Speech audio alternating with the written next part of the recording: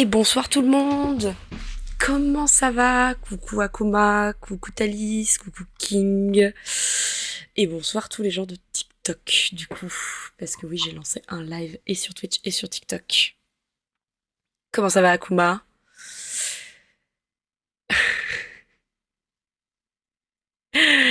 Et bienvenue sur ce live du coup, un live principalement bien-être pour démarrer. Ça va.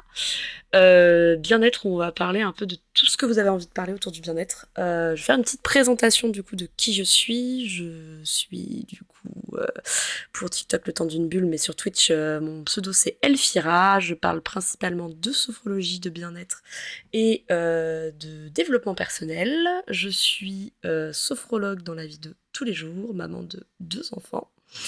Et je suis aussi parent d'élèves qui prend une grosse partie de ma vie aujourd'hui.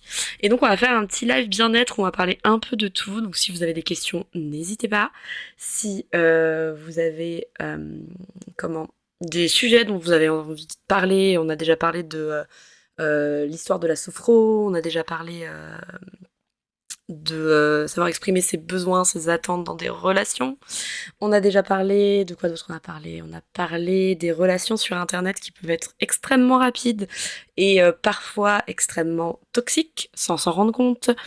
Donc voilà, donc on aborde tous les sujets que vous voulez, on discute comme ça un jeudi sur deux. Donc vous me retrouverez en live un jeudi sur deux. Et à partir de minuit, on fera du coup de l'ASMR. Sachant qu'il y aura une petite pause entre les deux, le temps que je prépare le terrain pour la l'ASMR, parce qu'actuellement il y a mon clavier, le micro n'est pas bien placé, le micro n'est pas bien configuré pour la l'ASMR. Donc voilà, il y aura une petite pause d'à peu près un petit quart d'heure. Voilà, voilà, voilà. Euh, donc voilà, donc si vous avez des questions, si vous avez des interrogations, en tout cas, moi j'ai eu une réflexion tout à l'heure avec une amie où elle me disait, et je trouvais ça hyper intéressant, et donc je me suis dit qu'on pouvait partir là-dessus ce soir. Elle me disait qu'elle voulait postuler à un nouveau poste parce que malheureusement dans son poste actuel, ça ne se passe plus très bien. Et son chéri lui disait mais ça ne sert à rien, c'est une perte de temps d'aller postuler ailleurs parce que de toute façon tu changeras pas de poste. Dans le sens où elle a des très bons avantages dans son poste. Et elle a pas trop apprécié ce côté de ça ne sert à rien d'aller postuler ailleurs. Et donc je lui ai donné la petite idée de pourquoi pas dire que plutôt que de dire que ça ne sert à rien, de dire que c'est une expérience. Parce que dans la vie, au final, quand on fait quelque chose, que ça serve à quelque chose ou pas, en tout cas, ça nous sert, dans tous les cas, à faire une expérience de vie. Elle peut être positive, elle peut être négative, ça c'est à nous d'en décider, elle peut être neutre.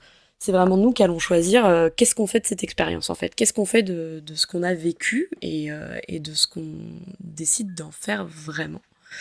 Parce que quand on choisit, là je prends l'exemple de l'entretien d'embauche de ma copine, mais au final ça peut marcher pour tout. Vous décidez de sauter en parachute, bah, c'est une expérience. Vous décidez d'aller rejoindre votre ex parce que vous voulez voir s'il y a encore possibilité d'avoir quelque chose ensemble, bah c'est une expérience. C'est vous qui allez décider, c'est vous qui allez mettre le curseur de savoir si cette expérience elle sera bénéfique pour vous ou pas.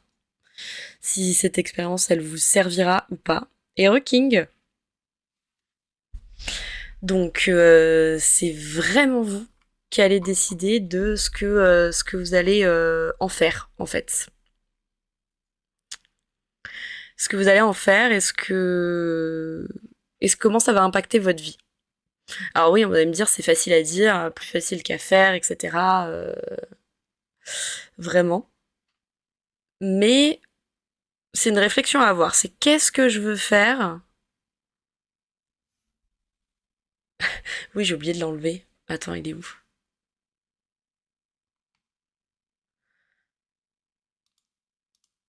J'ai oublié d'enlever le no talking qui ne servira que tout à l'heure. Mais j'ai perdu.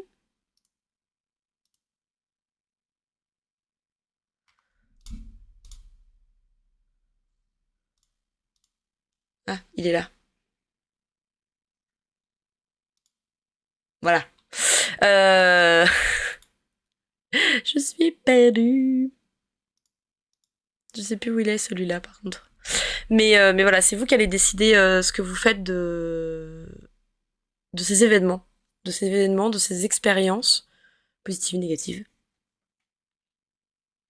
Ah, ouais, il n'y a pas la commande Akuma. Euh, Ça parle de... Je suis partie du principe de dire que j'ai une amie qui tout à l'heure m'a dit... Merci Onicia. M'a dit que son chéri lui avait dit qu'elle allait tester de postuler à un autre poste, c'était une perte de temps. Et je lui ai dit plutôt que de dire d'une perte de temps, dis plutôt que c'est une expérience. Et que tu fais des expériences pour voir si ça peut te convenir ou pas. Et donc, le principe de dire que potentiellement faire une expérience peut être intéressante et que c'est toi qui mets le curseur de dire si cette expérience, elle te sert à quelque chose ou pas, si elle va te servir, si elle va être bénéfique ou pas. C'est nous qui plaçons le curseur sur ça et nous seuls, en fait. Il y a pas de personne à côté, il n'y a pas de oui, mais c'est l'autre qui m'a dit que. Le principe, c'est vraiment à nous de décider si on fait ou pas, si on décide ou pas. Et, euh, et ça peut être, enfin, ça peut être très mal vu par les autres. Ça peut être, enfin, c'est compliqué parce qu'en même temps, on se dit, mais est-ce que vraiment c'est une perte de temps? Est-ce que ça ne l'est pas? Le regard de l'autre aussi. Enfin voilà, j'étais partie là-dessus. Après, si tu as un autre sujet de conversation, il n'y a pas de souci. Mais on peut revenir au principe du dire que ça fait partie aussi d'exprimer ses besoins, ses attentes, de faire ses propres expériences. De toute façon, on le dit. Par exemple, je vous prends les enfants. Les enfants, on va beaucoup vous dire, laissez-les expérimenter, laissez-les tester, laissez-les essayer pour qu'ils puissent avoir envie de, de découvrir de nouvelles choses. Et de toute façon, on ne s'améliore et on n'échange que si on teste et si on découvre des nouvelles choses. Il n'y a que comme ça qu'on peut savoir si ça nous correspond ou pas. Le proverbe est souvent de on dit ce qu'on perd, enfin, on sait ce qu'on perd, mais on sait pas ce qu'on gagne. C'est vrai, c'est vrai. Maintenant, quand ce que vous perdez, en fait, au final, ça vous met plus mal que ça ne vous fait de bien, est-ce que ça vaut le coup de rester dedans? C'est la grande question. Est-ce que ça vaut le coup de rester dans quelque chose où, au final,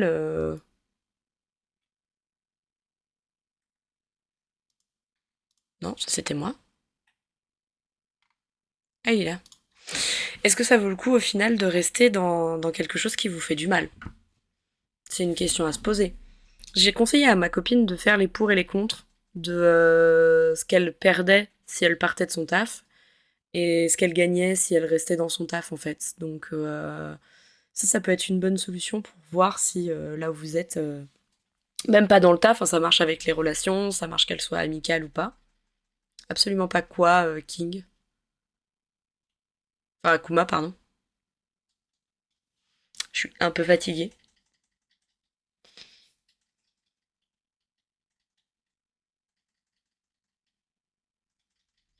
Je vais attendre que tu me répondes quand même. Mais ça peut être des choses très intéressantes à venir discuter. Mais en tout cas, ce qui est sûr, c'est que peu importe les expériences de vie que vous faites, c'est vous qui décidez ce que vous en faites. Et pas les autres. De rester dans quelque chose qui te fait du mal ou qui te rend mal. Bah, il y en a qui vont rester dans quelque chose qui leur fait mal ou qui les rend mal parce qu'en fait, ils sont dans un cercle vicieux. Et des fois, tu t'en rends pas toujours compte que tu es dans ce cercle vicieux. Parfois, ce cercle vicieux est très subtil. Par exemple, les relations toxiques. Beaucoup de personnes aujourd'hui connaissent une relation toxique et des fois ne voient même pas qu'ils sont dans une relation toxique. Quand parfois ils arrivent à s'en rendre compte, atroce, ouais, les relations toxiques. Parfois, quand ils arrivent à s'en rendre compte, bah, au final, ça finit un peu mal. Parce que, bah, Enfin, faut réussir à en sortir. C'est comme les violences conjugales, faut réussir à sortir de ce genre de trucs. Et en plus, les relations toxiques, généralement, c'est les relations toxiques qui sont plutôt d'ordre psychologique. Et la personne te détruit, entre guillemets, de l'intérieur, au final. Donc compliqué, compliqué d'en sortir.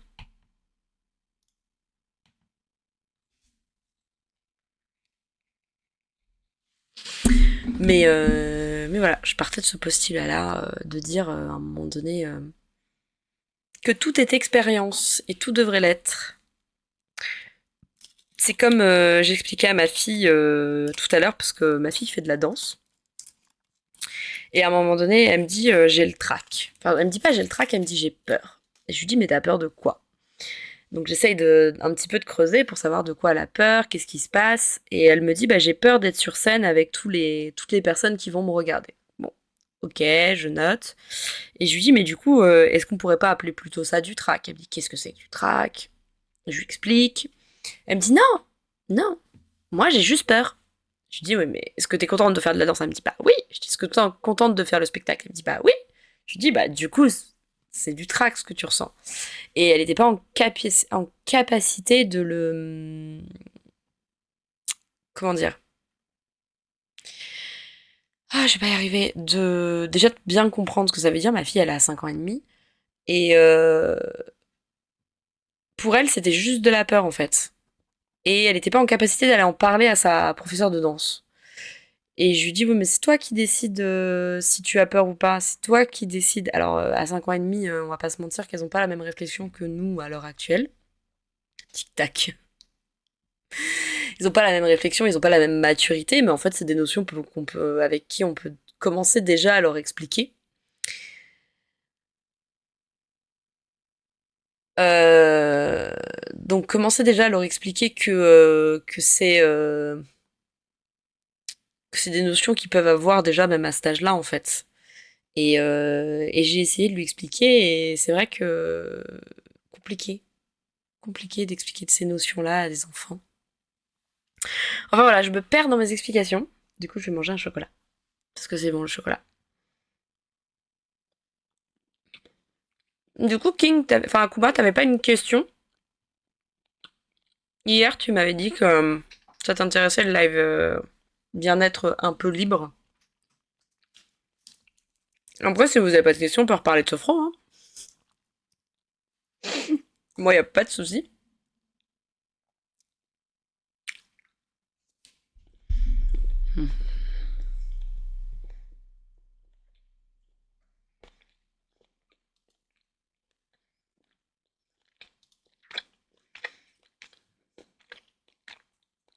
Hmm. Oui, tu voulais parler des addictions à un moment donné.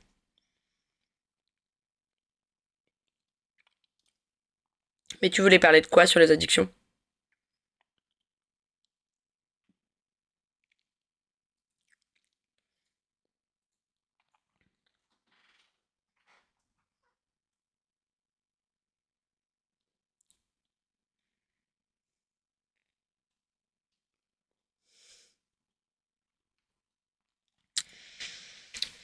Du coup, on a Art qui nous pose une question nous disant je pense qu'il vous parlait des trucs sucrés. Des addictions sur le chocolat, le sucre, les bonbons, je connais bien, je connais bien, je connais bien. Pas trop le chocolat, mais les bonbons, je connais bien. On a Art qui nous demande du coup qu'il a un collègue qui a son fils qui a des soucis avec le stress et les examens et savoir si la sophro ça pourrait l'aider.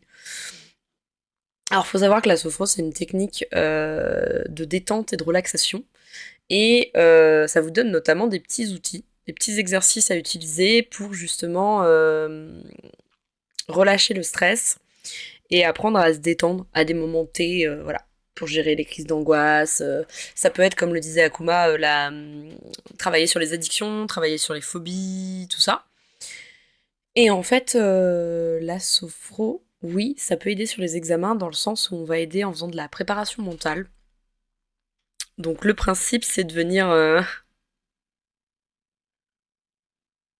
Pourquoi tu pleures, King?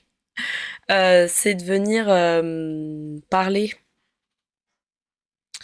avec l'ado, du coup, là pour le coup, de l'aider déjà à évacuer son stress, ses angoisses, savoir les définir aussi, ce stress, cette angoisse. Qu'est-ce qui le stresse, qu'est-ce qui l'angoisse, pourquoi, qu'est-ce que ça déclenche chez lui. On va aller chercher ces informations-là. Ensuite, je réponds à ta question juste après Akuma. Ensuite, une fois qu'on a fait ça, c'est l'aider à installer le calme pour que le jour de l'examen, il soit le plus serein possible. Et après, c'est l'aider à développer ses capacités. Donc, c'est-à-dire sa mémorisation, sa capacité d'attention. On va travailler sur ces choses-là, sa capacité de patience aussi pour réussir à aller au bout de l'examen. Parce que parfois, des fois, il y en a qui ont un tel montée de stress qu'en fait, ils ont du mal à aller au bout et ça et voilà, et après ça les mine pendant des jours et des jours et des jours. Donc on va travailler aussi là-dessus sur dire que voilà, une fois que l'examen il est fini, on attend les résultats et il n'y a pas besoin de se priver de tout ou d'être au bout de sa vie parce qu'on attend les résultats d'un examen. Donc oui, la sophro peut aider avec des petits exercices, des moyens de se focus, se préparer mentalement en se projetant pour vivre l'événement à l'avance. Parce que il faut savoir un truc, j'adore cette phrase, c'est que notre cerveau ne fait pas la différence entre le rêve et la réalité. Donc plus vous allez vous projeter, je vous donne un exemple. Par exemple, votre conjoint ou compagne est sur la route, ça fait déjà 3 heures, il est dans les bouchons, vous n'avez pas de nouvelles. Merci Onicea. Vous n'avez pas de nouvelles. D'ailleurs, faut que je regarde les subs. Et vous commencez à psychoter. Tout simplement. C'est-à-dire que vous vous dites mince, pourquoi il m'appelle pas? Qu'est-ce qui se passe? Est-ce qu'il a eu un accident? Est-ce qu'il va bien? Et il vous donne pas de nouvelles, et plus le temps passe, plus vous psychotez, et plus ça avance, moins vous êtes rassuré, et en fait au final votre mari, votre conjoint, enfin peu importe la personne avec qui vous êtes, débarque au bout de 4 heures et il vous dit bah oh là là j'ai passé un truc d'enfer, et vous vous dites mais pourquoi tu m'as pas prévenu? Et en fait vous êtes imaginé monts et merveilles, mais au final il va bien. Sauf que entre temps vous avez stressé, votre cœur il s'est accéléré, vous êtes senti pas bien, vous avez une petite malaise, parce qu'en fait tout simplement vous avez imaginé la situation, vous vous êtes projeté dans une situation catastrophe, et donc votre cerveau il a fait ok, situation catastrophe, vas-y c'est parti, on déclenche tous les signaux d'alerte, vas-y on met le cœur, on met la respiration courte, on met les jambes qui tremblent, on met tout. Et coucou. On met tout, et donc votre cerveau, en fait, il fait un signal d'alerte, alors qu'en fait, vous avez le droit d'avoir une inquiétude, mais c'est vrai que le petit truc, c'est que si on arrive à rester positif, c'est facile à dire, je vous l'accorde et je le conçois totalement, c'est facile à dire, et c'est difficile à la fois à réaliser. Parce que on nous élève dans une société où malheureusement le rester positif n'est pas le premier truc auquel on pense, mais c'est le truc où il faut réussir à retourner notre cerveau contre lui-même en disant non, je reste positive, j'y crois, je peux le faire. Et c'est comme ça que les gens, en fait, quand vous regardez les entrepreneurs, les choses comme ça qui arrivent le mieux, c'est parce qu'ils ont un mindset positif. Et donc c'est ce qu'on va essayer de donner quand on va faire de la sophrologie pour préparer un ado à ses examens. On va essayer de lui donner du positif au maximum, de le rassurer dans ses capacités. Enfin, il va se rassurer tout seul, parce que nous, on est juste là pour l'accompagner. On est là pour lui donner des exercices pour qu'il puisse après les utiliser le jour de l'examen ou avant l'examen pour se préparer au mieux. Mais en fait, clairement, quand on fait de la sophro, la seule personne qui peut réussir cet accompagnement, c'est la personne qui fait l'accompagnement. Nous, on est un peu comme un guide. Je suis tellement comme ça, je suis stressée de la vie, je m'imagine toujours le pire, par exemple, quand je dois appeler quelqu'un, par exemple pour prendre rendez-vous, je panique et je n'y arrive pas. C'est ça en fait, c'est que du coup tu te brain, enfin tu retournes ton cerveau tout seul en fait, en stressant dès le début alors que t'as même pas essayé. J'ai le même problème. exactement le même problème. Je suis censée aller faire du démarchage, histoire de gagner ma vie. Je n'y arrive pas. Je n'y arrive pas, non, enfin, juste parce que j'ai tellement peur d'avoir un non en face et d'avoir un rejet de ma personne, alors qu'au final, ce n'est pas ma personne qui est rejetée. Clairement pas. C'est la proposition qui est rejetée. Mais des traumatismes que tu peux avoir d'avant viennent rentrer en compte, et du coup, prennent le pas sur aujourd'hui, ce qui fait que tu ne fais pas. Et donc, tant que tu n'auras pas travaillé sur ces traumatismes de comprendre pourquoi ça te met mal d'appeler quelqu'un, qu'est-ce que ça déclenche chez toi, comment tu peux faire pour y remédier, tant que tu n'auras pas fait ça, en fait, tu pourras pas débloquer la situation. Moi, je sais par exemple que si je ne vais pas démarcher, c'est parce que j'ai peur de recevoir une réponse négative, et je le prends alors que je ne devrais pas, hein, donc c'est encore un travail que je fais sur moi, parce que même nous, en tant que thérapeutes, on fait du travail sur nous-mêmes pour pouvoir vous accompagner au mieux. Et là, j'ai peur d'avoir un non, et que ce non, je le prenne comme un rejet de ma personne, alors qu'au final, ce n'est pas un rejet de ma personne, ou que ce non, je le prenne comme, de toute façon, j'y arriverai jamais. Parce qu'alors ça, je pense que je ne suis pas la seule dans ce cas-là, et j'espère ne pas être la seule dans ce cas-là. On se prend 1, 2, 3 refus, puis à un moment donné, on est là, mais en fait, pourquoi je fais ça? Pourquoi j'essaye de me donner? Pourquoi j'essaye de faire des choses si c'est pour au final que tout le monde me rejette? Oui, sauf que... Et là, j'essaye de retourner mon propre cerveau. Si Einstein avait arrêté, on n'aurait pas les solutions qu'on trouve, et pareil pour la lumière, hein. S'il n'avait pas essayé, on n'aurait pas l'électricité aujourd'hui. Donc, c'est bien la preuve qu'il faut une bonne idée ou une bonne personne pour que votre truc y marche.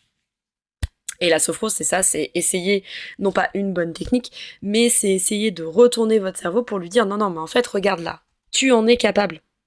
Tu es capable d'être patient, tu es capable d'être serein le jour de ton examen, puisque tu l'as déjà vécu en te projetant dans l'événement. Ce que j'entends quand je dis projeter dans l'événement, c'est qu'en fait, en sophro, on utilise 2 types d'exercices.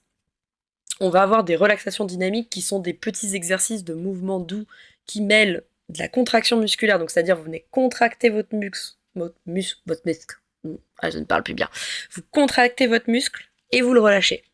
Et ça va permettre de vous détendre, en fait, et vraiment de relâcher.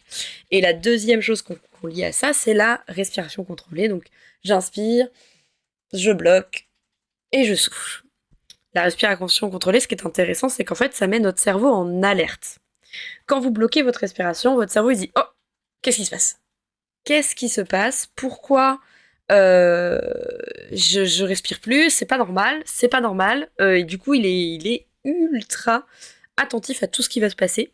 Et ça va vous permettre d'être très attentif à ce qui se passe dans votre corps, dans vos émotions et dans votre tête. Et nous, c'est ce qu'on va venir essayer de décrypter après. Enfin, vous, parce que nous, on va juste vous aiguiller de façon à ce que vous ayez des prises de conscience vous-même. Donc les relaxations dynamiques, c'est un mix de tout ça pour vous aider à vous détendre et commencer à avoir des prises de conscience. Et ce qui va nous intéresser vraiment pour la projection, c'est les visualisations positives. On en fera une d'ailleurs tout à l'heure avant de passer sur le live ASMR. On fera une petite visualisation positive. Je pense qu'on va partir sur une visualisation de détente et d'installer le calme, histoire de bien vous préparer après pour l'ASMR. Comme ça, après, je vous endors. Mais en tout cas, ce qui est sûr, c'est que cette visualisation positive, le principe, c'est que vous ayez les yeux fermés et de vous projeter quelque part. Alors, ça peut être une projection dans le futur, comme là, par exemple, on parlait des examens pour les ados. Donc ça peut être se projeter le jour de l'examen, fier d'avoir terminé sa copie. On dit pas qu'on a réussi, on dit pas qu'on n'a pas réussi, on dit juste qu'on est fier d'être allé au bout de l'événement. Et ça, c'est le plus important. Parce que qu'on ait réussi ou pas, alors c'est quand même bien d'avoir son bac, je suis d'accord. Mais qu'on ait réussi ou pas, le plus important, c'est d'être fier de soi.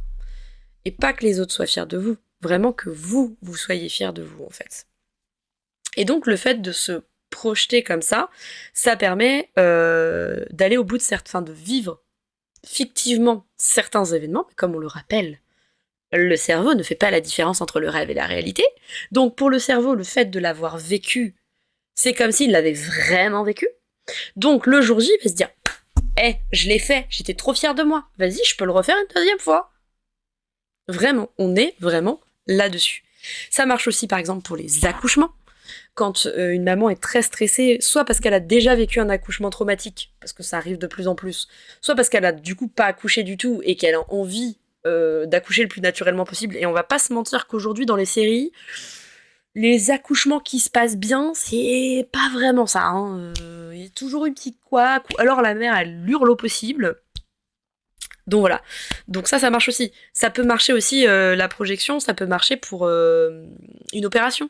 Vous allez vous faire opérer, vous êtes angoissé par rapport à ça, bah on va venir faire un programme de préparation mentale, comme on appelle ça nous, et ça va vous permettre en fait de vous projeter pour être le plus serein le jour de l'opération, et notamment de faire équipe avec l'équipe médicale, c'est-à-dire d'être acteur de votre opération, en fait. Acteur, actrice, en fonction de qui vous êtes. Donc c'est hyper important ça de bien avoir conscience de cette visualisation positive. Je suis en train de me perdre dans mes extraits. Mais la visualisation positive peut servir à d'autres choses. C'est-à-dire que là, je vous ai parlé de la projection future qui est hyper intéressante pour dire à notre cerveau tu l'as déjà vécu, tu peux le refaire. Mais vous pouvez aussi aller rechercher des capacités, par exemple, dans votre passé. Je vous prends l'exemple d'une cliente un jour qui est venue me voir et qui avait des problèmes de gestion de colère. Et elle me dit, mais moi, j'arrive pas à être patiente. J'ai jamais été patiente, j'ai jamais... Donc, on a fait une séance sur la patience. Ce qui paraît logique, puisque du coup, elle voulait apprendre à gérer sa colère et à gérer sa patience. Et je lui dis, voilà, dans tes ressources, puisque vous avez tous des ressources en vous, des choses que vous aimez, des choses que vous avez faites, etc. Je lui dis, est-ce qu'il y a déjà eu une activité que tu as faite où tu as été patiente, où tu t'es trouvée patiente? Elle me dit, il y a un moment donné, je faisais de la couture et c'est vrai que j'avais la patience de le faire et tout ça. Je lui dis, ok, on va aller utiliser ça pour te montrer que tu es capable d'être patiente et que du coup, tu peux le récupérer.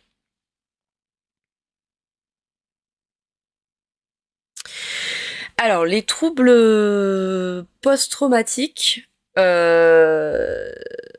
pourquoi tu me demandes ça, King Wei? Juste explique-moi pourquoi tu me demandes ça et je répondrai à ta question. Parce que là, je suis pas sûre de comprendre dans quel contexte t'as compris que je parlais de troubles post-traumatiques. Pour être sûre. Et du coup, la patience, on a été la rechercher. Je l'ai fait, du coup, faire une visualisation positive où elle s'est imaginée revivre ce moment, donc revivre ce souvenir avec imaginer la scène, imaginer comment elle s'est sentie, mais comment elle s'est sentie physiquement, comment elle s'est sentie mentalement, dans quel état d'esprit elle était, etc. Et quelques séances plus tard, donc on a fait cette séance, elle m'a dit « Oh, mais je m'y voyais, j'y étais et tout ». Et quelques séances plus tard, elle m'a dit « Mais ça m'a vachement servi parce qu'à un moment donné, elle était avec sa fille a fait une colère, et plutôt que elle-même se mettre en colère, elle m'a dit « J'ai pensé à la couture ».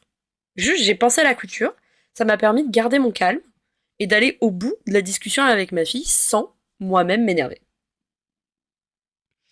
Voilà, ça c'est une deuxième possibilité, donc le futur, le passé, et vous avez tout simplement le présent. Par exemple, vous avez besoin d'évacuer un stress ou d'évacuer quelque chose qui vous vraiment qui vous met mal, et on peut utiliser une visualisation. Par exemple, j'avais une cliente, elle aimait faire du tennis, et du coup pour évacuer ce stress et ces angoisses, elle s'est imaginée en plein match de tennis en train de taper dans la balle, et la balle c'était le stress et les angoisses.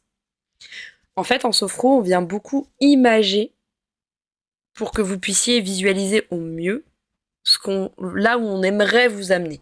Parce qu'on a un objectif pour chaque séance, on a un objectif pour le programme complet, mais déjà pour chaque séance en plus, on a un objectif, et pour chaque exercice, on a un objectif aussi, que nous on appelle intention. Donc on vous les donne. Après, on voit ce que ça déclenche en vous, et vous-même prenez conscience de ce que ça déclenche en vous. Tu veux pas me répondre, King? Après, on avait du coup Akuma qui nous posait la question par rapport à la sophro, est-ce que ça peut aider pour les addictions? Effectivement, on a un protocole, quand je dis qu'on a des protocoles, en fait, effectivement, on a des protocoles établis avec des grandes lignes. Après, dans chaque protocole, c'est nous, en fonction de ce que vous allez nous dire, de quelle est votre problématique, de quelles sont vos ressources, on va établir, du coup, ouais, je pense que c'est ça. On va établir, si je suis en train d'écrire le message, c'est un peu long, désolé. Non, il n'y a pas de souci, vas-y, prends ton temps. Donc, on va établir des séances adaptées à vous. avec votre vocabulaire. Quelqu'un va me demander d'être serein, je vais utiliser le mot serein. Quelqu'un va me demander d'être détendu, je vais utiliser le mot détendu. En fait, je vais vraiment m'adapter à ce que vous utilisez comme vocabulaire pour être au plus proche de vous et que surtout ça vous parle. Parce que par exemple, je vous dis demain, ouais bah moi pour moi détendu c'est le calme, c'est la forêt. Et peut-être que vous détendu, c'est le bruit de la mer, c'est le bruit des vagues, c'est le sable fin. Donc en fait je peux pas utiliser mes ressources à moi. Ce qui va être par exemple de la patience pour moi, bah par exemple si je vous reprends l'exemple de la couture, pour moi ça va être la patience, la couture. Pour quelqu'un d'autre, la patience, ça va être lire un livre. Donc on est vraiment tous différents. Donc quand on décide de faire, enfin que vous venez nous voir en tant que sophrologue pour faire un accompagnement. Déjà, c'est une démarche très, très, très importante parce que ça veut dire que vous avez conscience qu'il y a quelque chose qui ne va pas. C'est pas forcément un souci, mais quelque chose qui vous dérange et qui ne va pas dans votre vie.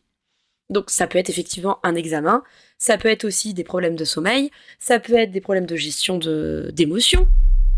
On peut être sur... moi, je me suis spécialisée... Enfin, j'ai fait une spécialisation dans la périnatalité. Ça peut être une femme enceinte, par exemple, qui est alitée et qui a besoin de s'évader. Et ben, la sophro, ça marche pour ça. Ça peut être les addictions, ça peut être les phobies. Ça peut être aussi tout ce qui est gestion de la douleur. Ça marche pour les acouphènes. Ça marche pour les maladies un peu rares comme ça qui génèrent des grosses douleurs. Ça marche pour le cancer, par exemple. Alors, ça ne guérit pas le cancer. Je ne suis pas médecin. Ma pauvre Thalys, ton Twitch crash. Je ne suis pas médecin, je ne suis pas non plus psychologue. Moi, ce que je vais vous donner, c'est des exercices pour gérer la douleur, l'angoisse ou le moment T. Gérer le moment T, vraiment. Et essayer de retrouver un mieux-être dans votre vie. Je ne peux pas vous garantir la réussite de cet accompagnement. Par contre, je peux vous garantir de tout faire pour vous donner les outils pour que vous réussissiez à aller au bout de cet accompagnement et que vous retrouviez ce mieux-être. Ça va être à vous de bosser. Ça, je pourrais pas le faire à votre place, malheureusement. C'est quelque chose, demain, vous voulez perdre 15 kilos, on vous dit de vous mettre au sport. Si vous faites pas de si vous faites que 2 exercices par semaine, voilà. Il y a pas de magie, c'est comme ça.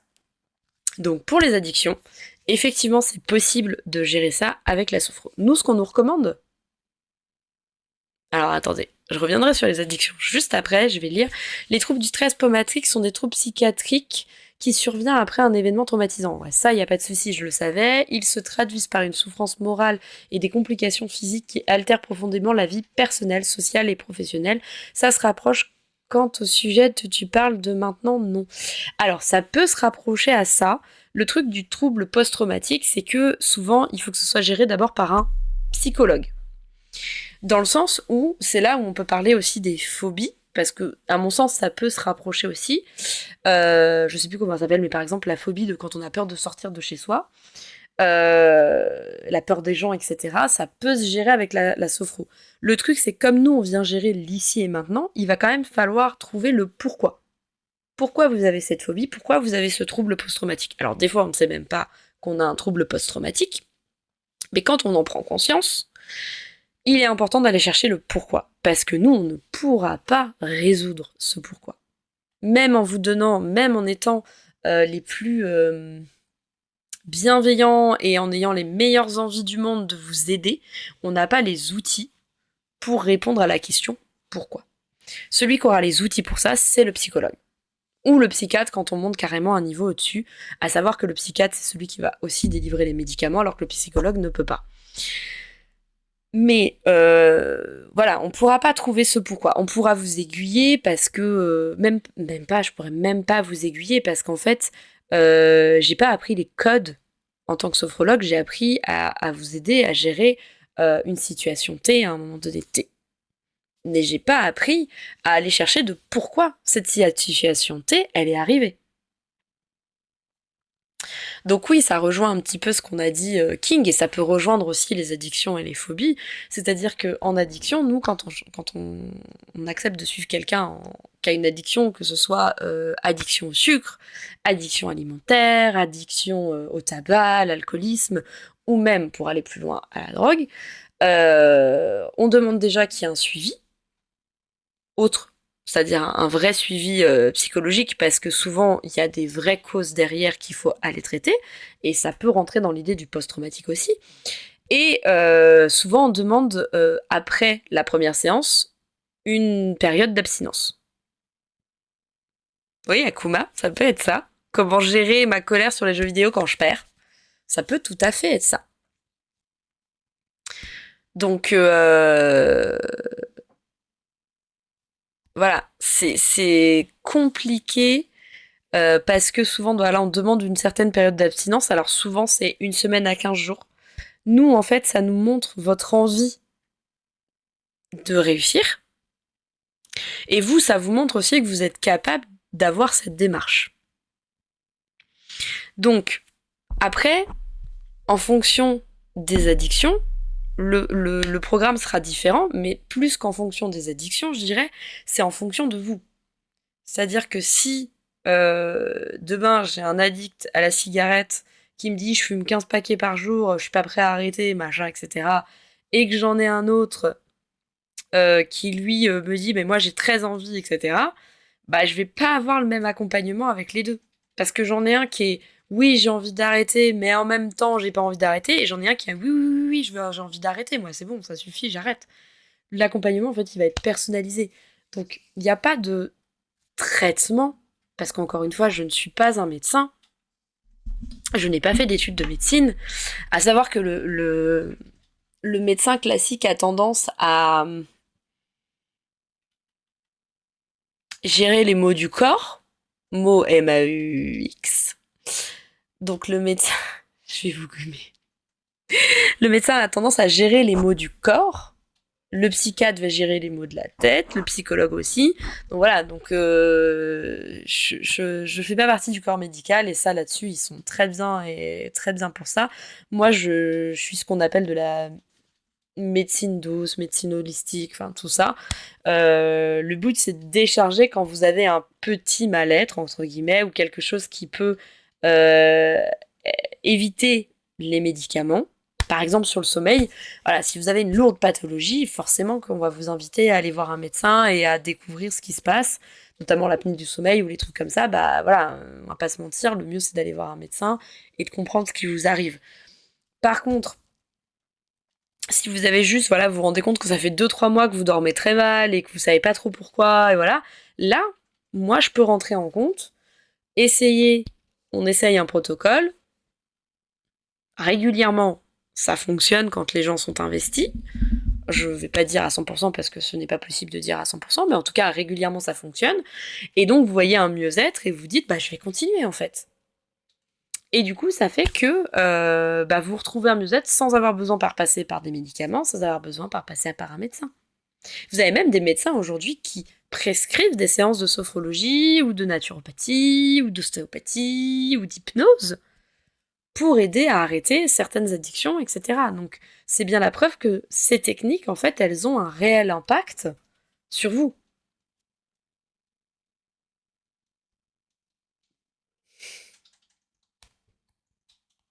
Donc voilà, ces techniques, elles ont un réel impact sur vous, et elles sont là pour agrémenter votre vie de petits trucs.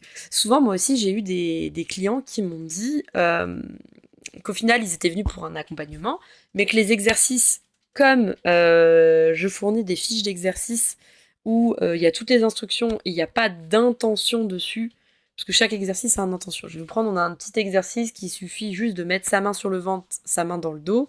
Ça s'appelle le chauffage corporel. Le principe, c'est d'inspirer et d'expirer et de sentir son ventre qui se gonfle et qui se dégonfle. Tout simple.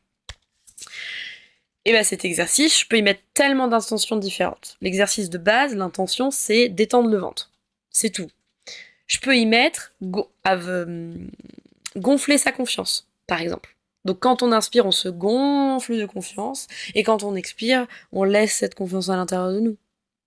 Ça peut être un exercice qui peut être complètement pris à l'inverse, qui va être pour faire évacuer quelque chose. Comme quand vous inspirez par le nez, vous bloquez une petite seconde et vous soufflez par la bouche. Bah, quand on souffle, on peut imaginer par exemple pour les enfants, quand les enfants sont très tristes, vous imaginez qu'ils ont un gros nuage à l'intérieur d'eux, Et le but, c'est de l'évacuer, ce nuage. Et bah du coup, on inspire profondément, après on réunit ce nuage, et on souffle tout par la bouche, et le nuage s'évacue par la bouche, en fait. Donc ouais, ça peut être pris sur les deux angles différents. Ça peut être tellement de choses différentes que c'est pour ça que moi j'aime bien donner les exercices neutres.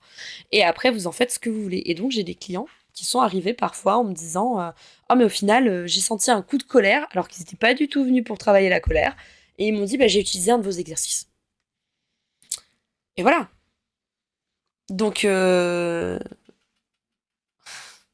donc c'est assez éclectique. C'est des choses, nous, on aime bien dire, enfin, moi, j'aime bien dire en tant que sophrologue que je vous donne une boîte à outils. J'essaye de vous donner un maximum d'outils, donc généralement sur les 8 à 10 séances qu'on fait ensemble, j'essaye de balayer tous les exercices que j'ai pour que vraiment vous puissiez avoir un maximum d'outils pour continuer votre route sans moi, parce que à la fin de ces 10 séances, en moyenne, ça peut être moins, ça peut être plus, euh, vous êtes censé avoir résolu votre problématique, on fait un petit bilan à la fin, et on voit ce qu'il en est. Donc, si vous avez résolu votre problématique, c'est tant mieux. Vraiment, là, c'est top. Et il y en a certains, des fois, qui me disent ah, j'ai vu du mieux, mais c'est pas encore ça. Donc, généralement, je leur demande, je leur fais mais et du coup Et du coup, je te réponds juste après Akuma. Est-ce que vous avez bossé la sophro tous les jours? Parce que c'est comme pour le sport, il faut en faire un petit peu tous les jours. Alors, généralement, moi, je dis 5 minutes par jour, ça suffit. Un ou deux exercices. Mais le fait de faire un ou deux exercices par jour, ça s'ancre. Vous prenez conscience de beaucoup plus de choses. Et du coup, bah, vous allez vers votre réussite. Et souvent, les personnes, en fait, qui ont un peu plus de mal à voir les effets, parce qu'ils voient quand même des effets, c'est pas complètement neutre, ils voient des effets. C'est des personnes qui n'ont pas fait les exercices tous les jours, en fait, qui ont fait les exercices avec moi en séance, ils ont peut-être fait une ou deux journées dans la semaine et c'est tout. Et après, on peut arriver sur une autre problématique que je trouve intéressante. J'aime bien dire, moi, en ce moment, que quand on me dit j'ai pas le temps, image de plus dans ton carnet. Oui, tu as retenu que mon slogan, c'est vous avez les clés en vous, partons à leur recherche. Et en fait, moi, j'aime bien imager en disant qu'on a tous un trousseau de clés à l'intérieur de nous. C'est nos ressources, c'est tout ce qu'on peut utiliser, qu'on a tous des portes devant nous. La seule chose, c'est qu'on a tellement de clés, tellement de portes, qu'en fait, on ne sait pas quelle clé pour quelle porte. Et donc, moi, en tant que sophrologue, c'est vous aider à trouver quelle clé pour quelle porte. Alors, c'est pas moi qui vais vous donner la réponse, comme je vous l'ai dit, c'est vous qui allez trouver cette réponse, mais ça permet de voir que, en fait, nous, on a tous des ressources, on a tous des capacités. Alors, il y a les capacités de base de l'être humain, parler, marcher, courir, respirer, voilà. Ça, c'est des capacités qu'on a tous en commun. Et après, on a des capacités propres. C'est-à-dire que si on regarde bien, moi, par exemple, potentiellement, je vais dire un truc comme ça, mais j'ai de la patience. Il y en a d'autres qui vont pas avoir de patience. Il y en a qui vont être tolérants, il y en a d'autres qui vont pas l'être. Il y en a qui vont réussir dans les sciences. Il y en a d'autres, ça va passer complètement au-dessus, ça va plutôt être l'artistique. Donc on a tous des capacités diverses et variées, et des capacités qui font notre force, clairement. Donc c'est important. Et du coup, revenir sur le petit truc que je m'étais dit qui était sympa d'aborder, c'est qu'aujourd'hui, moi j'aime bien dire que j'ai pas pris le temps. Souvent on dit j'ai pas le temps. Je vous invite à me dire dans le chat si vous aussi vous dites ça. Mais très souvent on dit quand quelqu'un nous demande ah est-ce que t'as eu le temps de faire ça, on dit non bah j'ai pas le temps, là je suis débordée, je peux pas, c'est vraiment pas possible pour moi quoi. Excusez-moi. Ah, d'habitude c'est plutôt le bâillement donc c'est plutôt cool.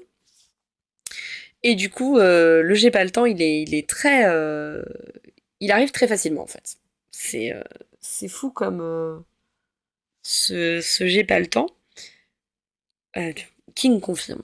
King confirme. Je pense qu'Onicea doit confirmer aussi. Et en fait, est-ce que la question que j'aimerais vous poser ce soir, c'est est-ce que vous avez pas le temps ou est-ce que vous ne prenez pas le temps de le faire?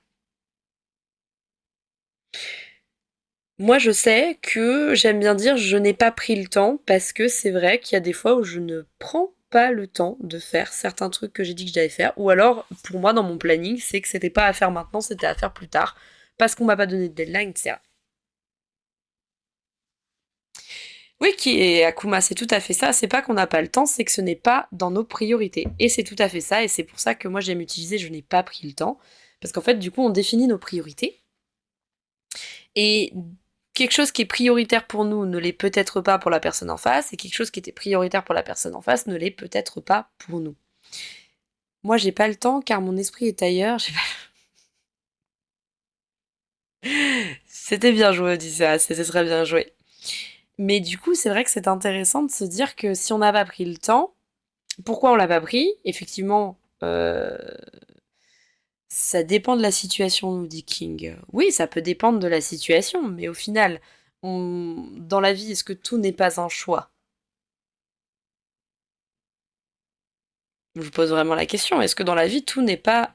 Enfin, est-ce que tout est... Enfin, plutôt, est-ce que pour vous, dans la vie, tout est un choix? Ou rien n'est un choix, justement? Ou que certains trucs sont un choix, d'autres non. Ça dépend. Là est la question aussi. C'est que si on me dit... c'est comme quand on dit j'ai pas le choix. J'ai pas le choix. Alors, le fait de ne rien faire est un choix. C'est un grand débat que je lance là, un très très grand débat du coup. Mais le fait de ne rien faire est considéré comme un choix, à mon sens. Ça reste... Tout ce que je dis là ce soir ne sont que mes avis personnels, et on échange et on discute, et je suis absolument pas fermée à l'échange et à la discussion. Et vous pouvez très bien ne pas être d'accord avec moi, ça me va aussi. Mon but, c'est d'échanger, de discuter, de s'améliorer du coup, d'apprendre des nouvelles choses. Le but, c'est ça. Monica nous dit si tout est un choix, rien n'est un choix. Pour moi, on a toujours le choix dans le sens où, quand quelqu'un vous met devant le fait accompli, vous pouvez toujours dire non. Vous pouvez toujours dire non, en fait. Je sais même pas pourquoi je garde mon casque, parce qu'en fait, je n'entends rien et je n'ai pas de musique et je n'ai rien, donc en fait, mon casque ne me sert strictement à rien. Mais on a toujours le choix au final. Les choses qu'on peut contrôler. C'est sûr que, par exemple, qu'est-ce que je pourrais dire? Avoir un accident, oui, t'avais le choix de prendre cette route, mais tu pouvais pas le savoir. Donc, effectivement, il y a des choses qui sont de l'ordre du hasard, du destin, vous l'appelez comme vous voulez, mais des choses qu'on ne peut pas toujours contrôler. Maintenant, c'est vrai qu'on ne peut pas contrôler les gens en face non plus. Pourtant, quand quelqu'un vient vous mettre devant le pied du mur, vous pouvez toujours dire non. C'est juste aussi que, et je suis la première, voilà, hein, c'est que, des fois, on dit pas non aussi parce que, on a été éduqué comme ça et que ça se fait pas et que ça nous vient pas à l'esprit qu'on pourrait dire non, qu'on pourrait dire non, moi je suis pas d'accord en fait. Non, ça c'est non en fait. Moi, je ne vis pas comme ça.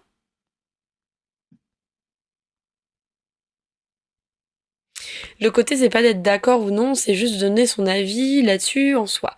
C'est ça. En tout cas, c'est le côté d'exprimer ce qui vous impacte, pourquoi ça vous impacte et comment ça vous impacte.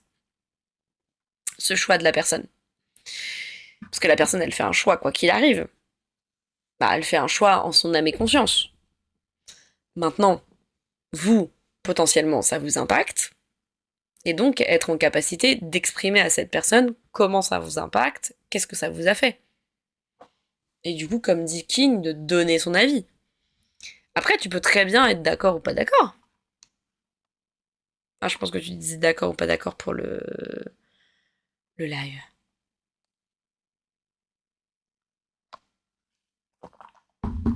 Je parle beaucoup, il faut hydrater mes cordes vocales.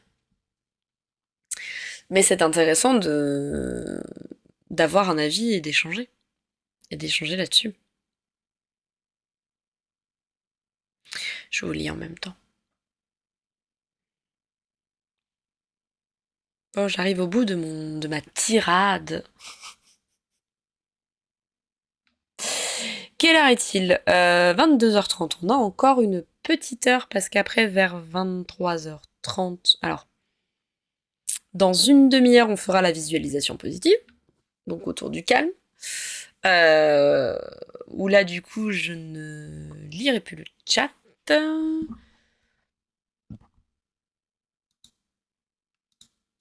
Je ne, du coup, lirai plus le chat et juste je vous ferai une visualisation positive pour vous détendre au maximum. Et après cette visualisation positive, on échangera encore un petit peu autour de ça. Et ensuite, je mettrai en pause le stream pendant une peut-être vingtaine de minutes, je pense. Entre 15 et 20 minutes, histoire de préparer tous mes triggers pour la SMR. J'en ai acheté un nouveau. J'arrête pas de jouer avec. C'est un stylo, mais j'en ai acheté un nouveau. Je pourrais l'utiliser sur le micro après. J'ai hâte de voir le bruit qu'il fait. J'ai pas encore pu le tester. Mais du coup, voilà. Si vous avez des questions, si vous avez envie de partager quelque chose, si vous avez envie de... Voilà. Faut trouver un autre sujet. Bah, donne-moi un autre sujet, Akuma. Qu'est-ce que tu veux que je te dise? Après, il y en a plein. Hein. Éducation des enfants, la place de la femme dans la société. On peut partir sur plein de sujets comme ça. Mais après, c'est des sujets qui rentrent un peu trop dans la politique et on risque de dériver un petit peu trop du bien-être. Mais voilà. Sinon, après, si vraiment on n'a pas de sujet, bah, je passerai sur la visualisation positive et est-ce que je peux en faire deux? Est-ce que je peux en faire une longue? Je réfléchis. Je réfléchis. Peut-être que je peux en faire une un peu plus longue, et puis après, sinon, je prépare le stream ASMR. J'ai mis minuit, mais ça peut être un petit peu avant. De toute façon, on va jusqu'à 2h30, 3h. T'arriveras à rester éveillé, Akuma, du coup, ou pas? T'es à court d'idées, j'ai répondu à toutes tes questions, c'est ça?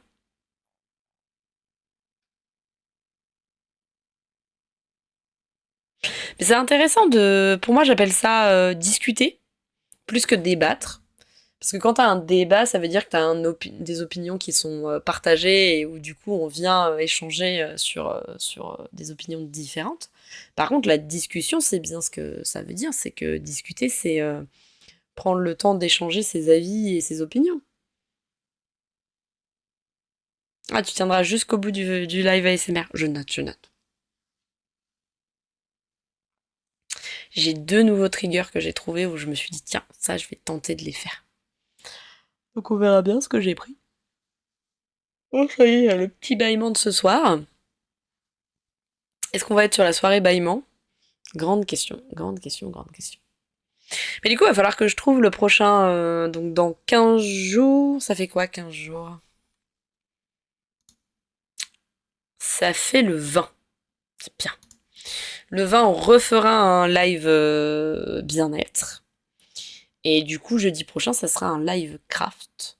Sachant que, pas la semaine prochaine, mais la première semaine des vacances, je vais pouvoir live beaucoup plus.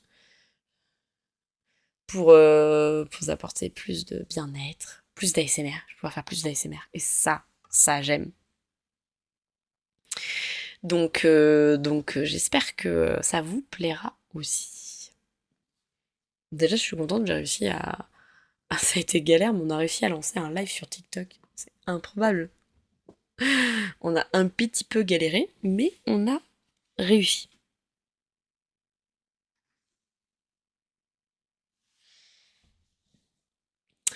Donc voilà, voilà. Qu'est-ce que je peux vous dire d'autre sur la sophro? Bon, je vais pas vous refaire l'histoire de la sophrologie, vous l'avez encore de disponible sur Twitch si jamais vous voulez aller regarder la vidéo. Elle doit être dans les anciennes vidéos. Oh, ça y est. Les Baïmans se sont vraiment invités à la fête. Et bah sinon, il est 22h36, c'est pas grave. Je vais démarrer la visualisation positive. Je fais une petite méditation. On va y aller tranquillement. Euh... Attends de regarder comment je vais faire ici.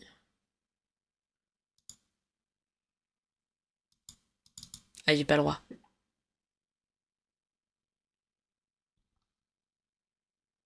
Ah, t'as un sujet, King, je t'en prie.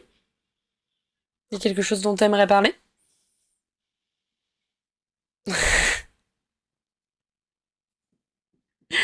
De quoi t'aimerais parler, King? À quelle question veux-tu que je réponde?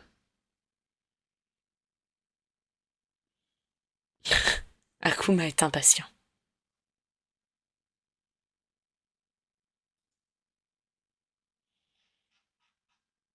Ah, la discussion doit être un peu longue. Le sujet doit être un peu long. Temps d'écrire. Mais je te rappelle, Akuma, qu'il est sur téléphone, King. Donc le temps d'écrire. Et vous allez découvrir que quand je fais de l'ASMR, je mets des petites oreilles de Stitch.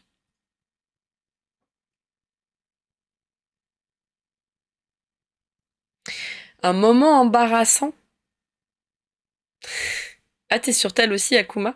Il me demande quel a été ton moment le plus embarrassant. Je me souviens qu'on avait parlé de ça justement la dernière fois.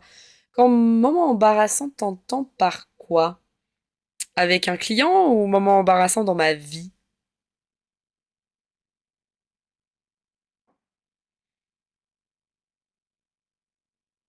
Parce que c'est peut-être ça la question aussi, c'est de quoi on parle quand on parle de moments embarrassants.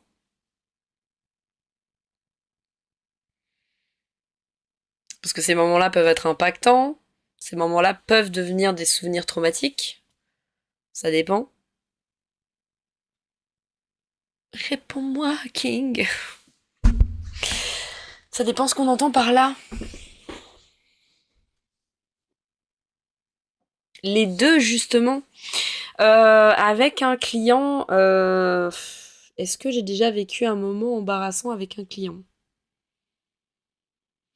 Je dirais que le plus embarrassant pour l'instant, c'est quand et je trouve ça embarrassant et triste, c'est quand vous avez un client qui vous ghost. Pour l'instant, j'ai pas eu l'occasion d'avoir des moments très très embarrassants dans mes séances clients pour l'instant parce que ça fait qu'un an que je suis sophrologue, voilà, j'ai une expérience d'un an.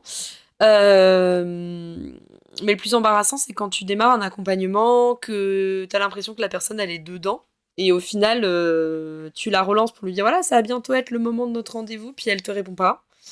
Elle vient pas au rendez-vous, et c'est très embarrassant parce que tu la relances une fois, tu la relances deux fois, et puis après, bah, t'arrêtes de la relancer parce que t'as bien compris qu'en fait, elle ne reviendra pas.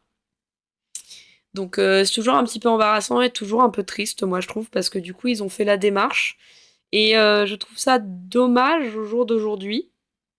Je suis pas déçue parce que déçue, c'est un bien grand mot, ça voudrait dire que j'attends quelque chose des autres. Et du coup, je suis pas très fan de ce mot déception. Mais je suis triste parce que les gens ne prennent même pas le temps. Alors, je ne sais pas s'ils ne prennent pas le temps ou si eux-mêmes sont embarrassés de devoir dire qu'ils n'ont pas envie de continuer. Même si au début de chaque accompagnement, je le dis, si à un moment donné, vous ressentez plus le besoin, il n'y a pas de souci, vous n'êtes pas enchaîné à moi, on n'a pas fait un contrat où vous êtes obligé de venir pendant les 10 séances, voilà. Le seul truc, c'est que ce que je précise bien, c'est qu'en fait, quand les gens décident d'arrêter en plein milieu, s'ils arrêtent plus d'un mois, moi, je ne reprends pas le programme en cours. Entre chaque séance, grand maximum, c'est un mois. Passé ce délai, je refais un protocole du début en fait. Parce que vous avez lâché en cours de route, donc votre motivation n'est plus là, donc les effets ne seront plus là ou seront tellement amoindris qu'il est possible que vous ne les voyez même pas.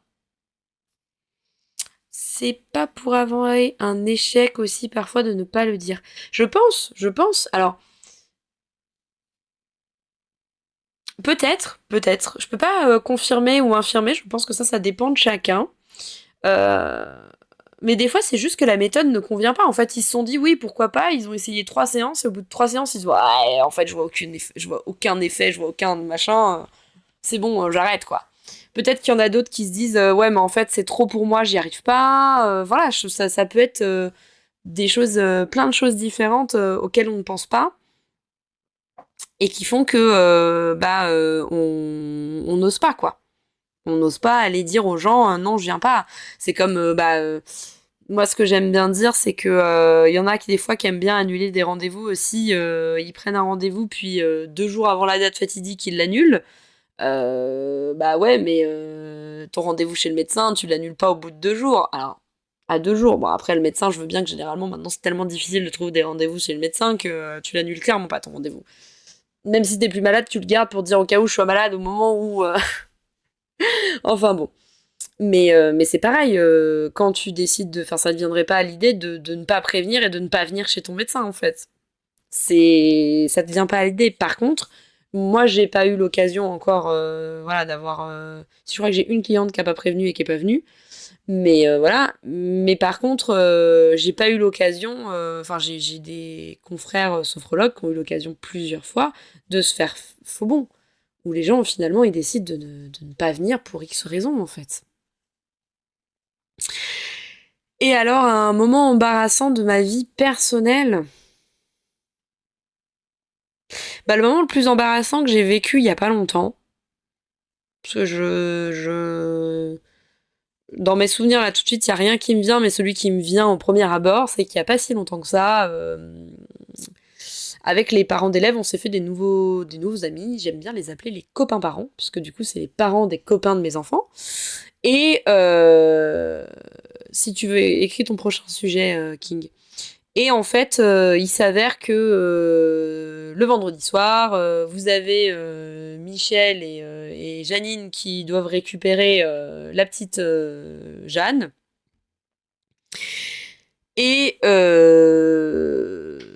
bah, ce soir-là, ils n'ont pas récupéré Jeanne. Et Jeanne est restée devant l'école. Bon, bah on s'en est rendu compte avec une autre maman, du coup, on l'a récupérée, on a prévenu les parents de Jeanne. Sauf que, bah, du coup, la maman de Jeanne, elle n'était pas contente du tout. Et elle m'a dit, mais j'ai plus confiance en Michel et Janine, ce n'est plus possible, en fait. Et ça, c'était le samedi. Je lui dis, bah, envoie-leur un texto, essaye de comprendre ce qui s'est passé, pourquoi, qu'est-ce qu'il y a eu une mauvaise compréhension entre vous, est-ce qu'ils te l'ont dit, mais tu ne savais pas, est-ce qu'ils ont oublié de te le dire, enfin, il peut y avoir tellement de possibilités. Et en fait, après, passe le week-end, donc moi je me dis, bon, l'histoire elle est résolue, elle a dû les contacter, voilà. Et lundi, je discute avec Michel, et en discutant avec Michel, à un moment donné, dans la conversation, je pose la question, parce que moi ça m'avait inquiété par rapport à la petite Jeanne, je pose la question en lui demandant, bah, qu'est-ce qui s'est passé, quoi. Et là, il tombe des nues. Et alors là, c'est le moment, c'est un moment, mais embarrassant, mais c'est même plus embarrassant. Tu as juste envie, tu te dis que tu as déclenché la Troisième Guerre mondiale, en fait. Et vraiment, j'ai pas pensé à mal. Je voulais juste avoir des infos sur en mode, bah, qu'est-ce qui vous est arrivé. Est-ce que, bah, voilà, dire. Moi, je pensais vraiment que la maman de Jeanne, elle en avait parlé, vraiment. Et non, non. Donc, je suis une pro pour ce genre de truc où, au final, c'est pas que c'était pas à dire, c'est juste que, bah, il y a des fois, moi, je suis persuadée que les gens ont parlé et en fait, beaucoup de choses, à mon avis, qui ne sont pas dites et où les gens ne sont pas toujours francs. Et donc, on peut se retrouver dans des situations comme ça, quand on est franche comme moi, où moi, je n'hésite pas à dire ce qui ne va pas ou en tout cas à aller poser la question à la personne concernée en privé parce que c'est pas forcément de se faire. Et du coup, ça a engendré une situation, je m'en serais bien passée, où au final,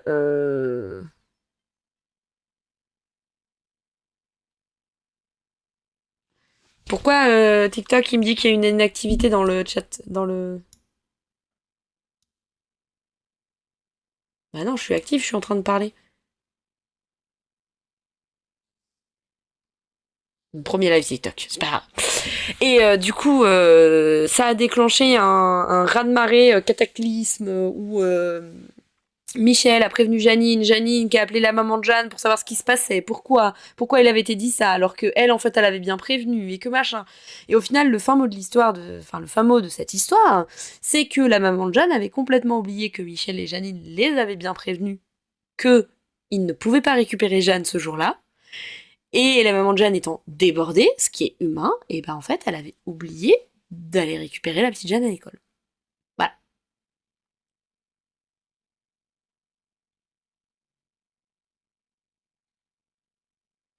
Ah, du coup, mon histoire t'a fait. Le sujet m'a fait penser à l'histoire de ton ami que t'as parlé tout à l'heure.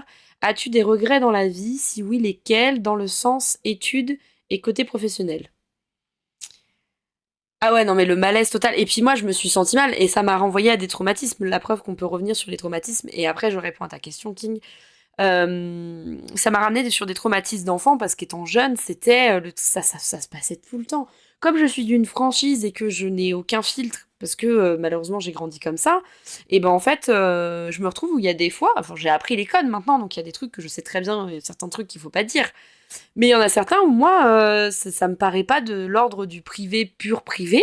Et à partir du moment où tu me l'as confié, ça fait partie de ma vie, donc ça fait partie de moi entre guillemets. Alors oui, je vais pas aller dire que machine a couché avec machin, par exemple. Enfin, voilà, je suis pas à ce point-là. Mais tu vas me dire que la dernière fois, t'étais pas trop fan de ce qu'a fait machine. Je vais te conseiller d'aller lui parler. C'est vrai que et c'est là où tiens, je me rends compte d'un truc. Vous voyez comme quoi, à force de parler, même en live, on peut avoir des prises de conscience. Euh, Ouais, Janine a couché avec Jeannot, si tu veux, au Nicéa.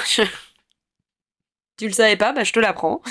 On peut très bien se retrouver à dire des choses qu'on pense anecdotiques, sans non plus être... Alors, étant jeune, j'étais plus un peu commère, on va dire, dans le sens où... Oui, on a parlé des addictions. Oui, j'ai déjà parlé des addictions en disant que c'est compliqué d'émettre un protocole comme ça et que ça dépend vraiment de la personne et que chaque personne va être différente. Et du coup, chaque protocole et chaque solution va être différente. Mais en tout cas, quand on est addict, il faut, nous en tant que sophrologue, généralement, enfin moi en tant que sophrologue, ce que je demande, c'est avoir un suivi psychologique à côté, psychiatrique ou psychologique, et si possible, après la première séance, avoir 1 à 2 semaines d'abstinence. Ce qui, moi, me montre votre volonté de vraiment y arriver. Voilà. Mais oui, ça m'a mis très mal cette situation. Et du coup, pour répondre à la question de King, de savoir si j'ai des regrets dans la vie, euh, professionnellement parlant, est-ce que j'ai des regrets professionnellement parlant? euh...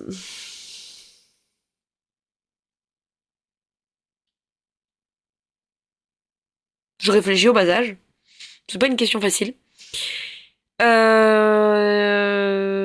Non, professionnellement parlant, j'ai fait libraire. Peut-être ce que je regrette le plus dans ma vie professionnelle, c'est de ne pas m'être défendue comparé quand j'ai eu du harcèlement au boulot. Après, j'avais 18 ans, compliqué, mais c'est peut-être mon plus grand regret de pas avoir su me renseigner sur ce qui se passait et qu'est-ce que les recours que j'avais possibles, parce que j'en ai pas vécu qu'un d'harcèlement au boulot. Certains étaient très visibles. Certains sont arrivés comme ça du jour au lendemain, d'autres l'étaient un peu moins, mais c'était quand même du harcèlement en fait.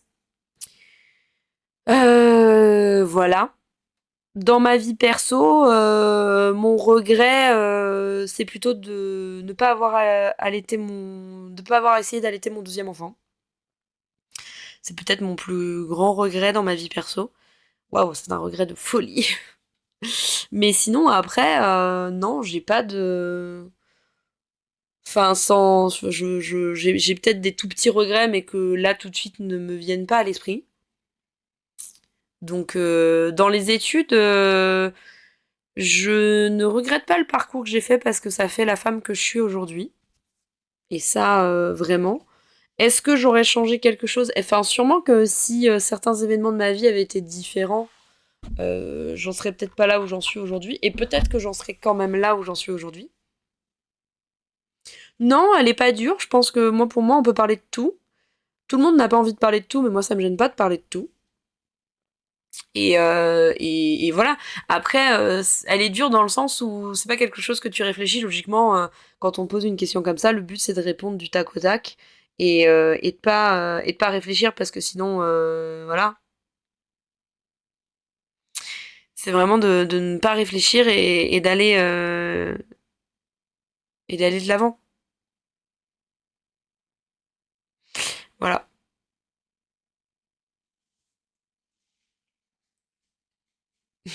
Ton téléphone à commun.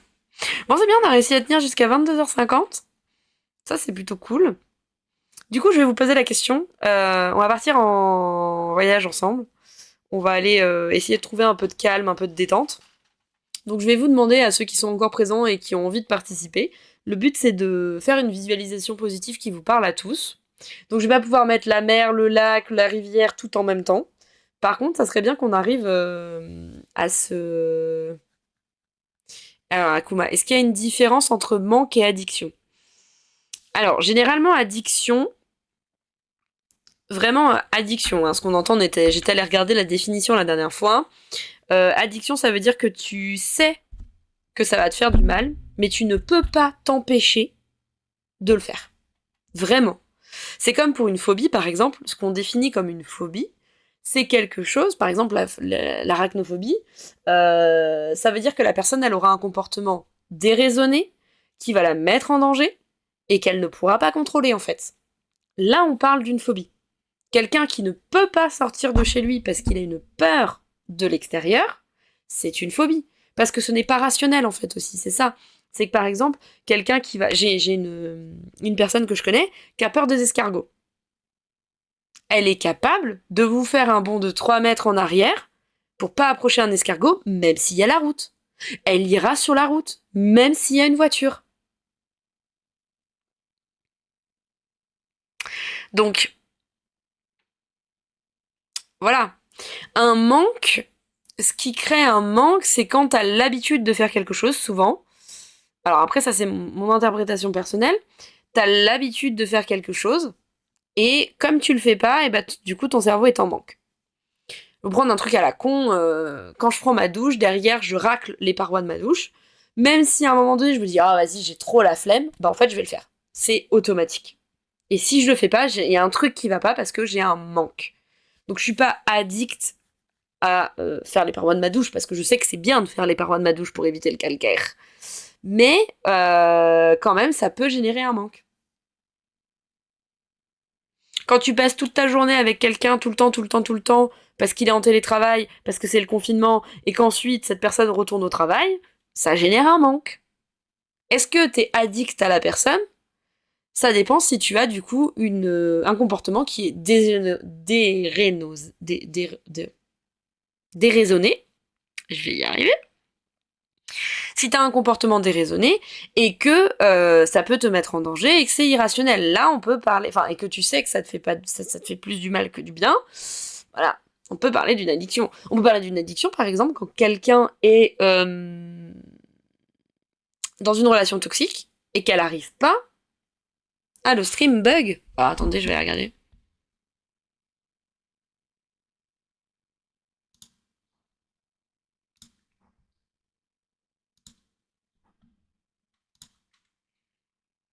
Non, pourtant je suis bien. Pourtant je suis bien.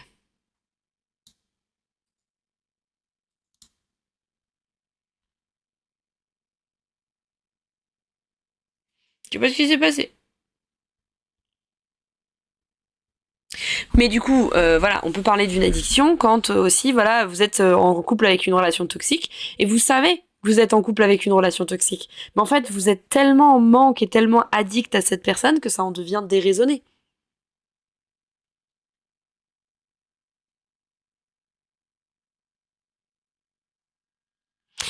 Alors après, pour réussir à se défaire d'une addiction, c'est aussi, il y en a qui le font d'une traite, nette, ils coupent et puis c'est tout. Et il y en a d'autres qui vont faire petit à petit. Ce qui est recommandé plutôt, c'est petit à petit. Par exemple, vous prenez des anxiolytiques, bah, vous les arrêtez pas comme ça du jour au lendemain, vous les arrêtez petit à petit, etc., quoi.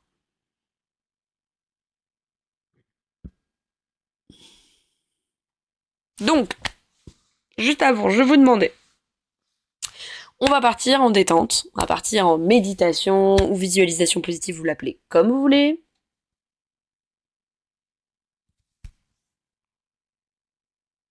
Bah, de toute façon, dans l'addiction, tu as le manque, parce que si t'arrêtes quelque chose auquel t'es addict, forcément, tu vas générer un manque.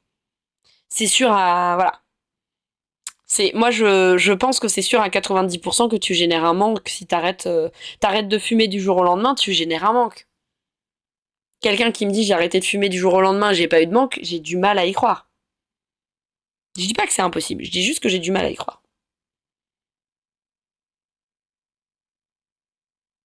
Donc voilà, c'est quelque chose d'intéressant. Donc, vous ne m'avez pas dit, et j'ai besoin de le savoir, qu'est-ce qui pour vous génère du calme? Quel endroit? On va essayer de trouver un endroit ou alors une ambiance ou quelque chose comme ça.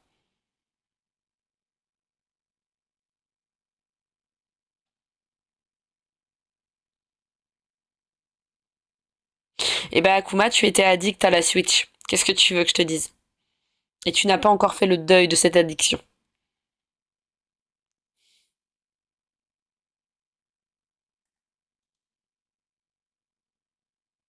Donc, je vais avoir besoin de savoir qu'est-ce qui génère le...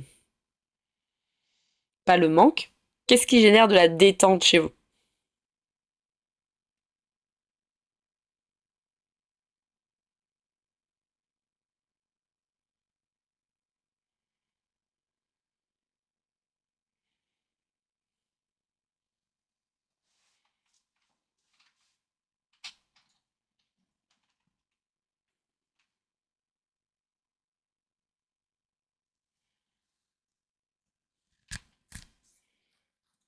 Écouter du métal. Ok. Et si je te demandais un endroit, Akuma?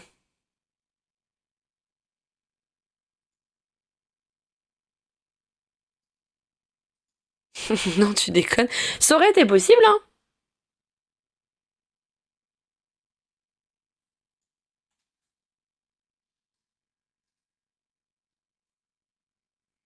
Pour King, ce serait de la musique. Arts, du coup, on a le gaming et les Lego. Est-ce que LOL, ça calme Arts?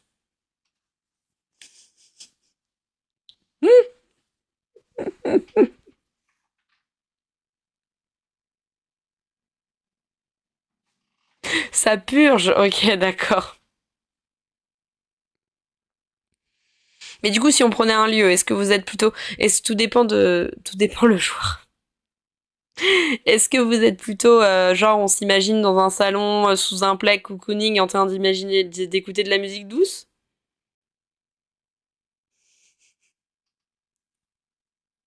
Est-ce que cette visualisation-là vous irait?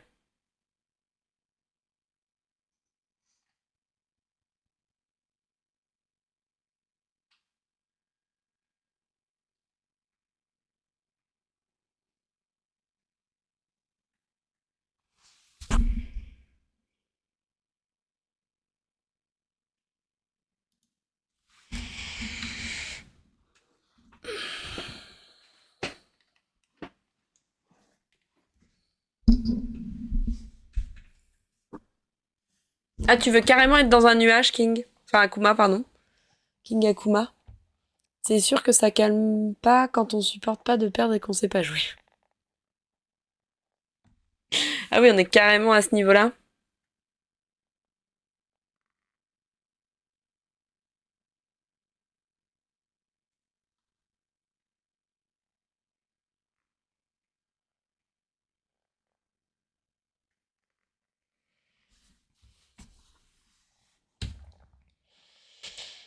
Donc qui... Du coup, on part sur ça.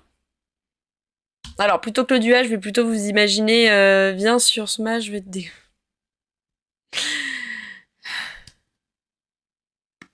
Bon, je vois que ça parle un peu d'autre chose. C'est pas grave. On va partir du coup, si tout le monde est ok, on va faire une visualisation positive pour instaurer le calme. Et on va partir sur, vous êtes dans votre salon, petit thé, petit café, petite boisson chaude. Vous choisirez si c'est un chocolat, si c'est un thé, si c'est un café, un bon plaid et la musique que vous aimez pour vous détendre.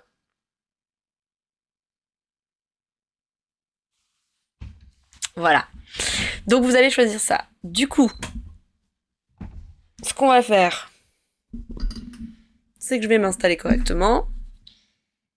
C'est que les gars, je vais passer le chat en émoticône sur Twitch. Et bah, sur TikTok, je sais pas encore le faire, donc je ne le fais pas.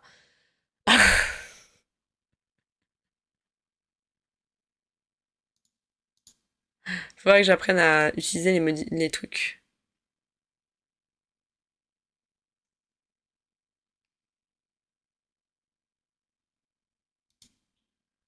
Faudrait que j'apprenne à utiliser les outils de TikTok. C'est pas grave. On teste, on teste. J'espère juste ne pas m'endormir.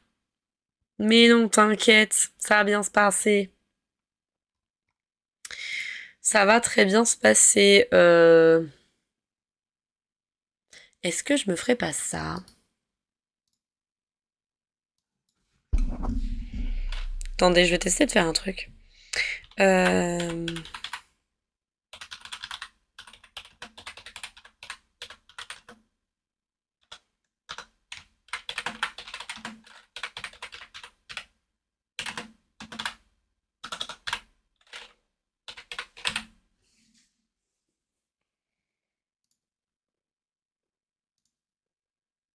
Hey!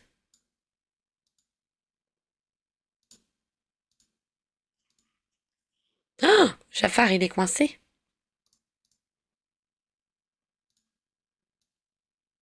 Voilà. Comme ça, vous saurez où ça en est pour ceux qui débarquent dans le chat.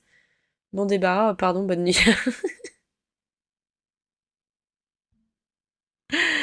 Mais non, ça va bien le faire. Ici.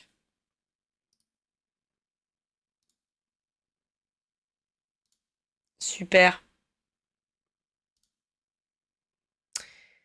Hop.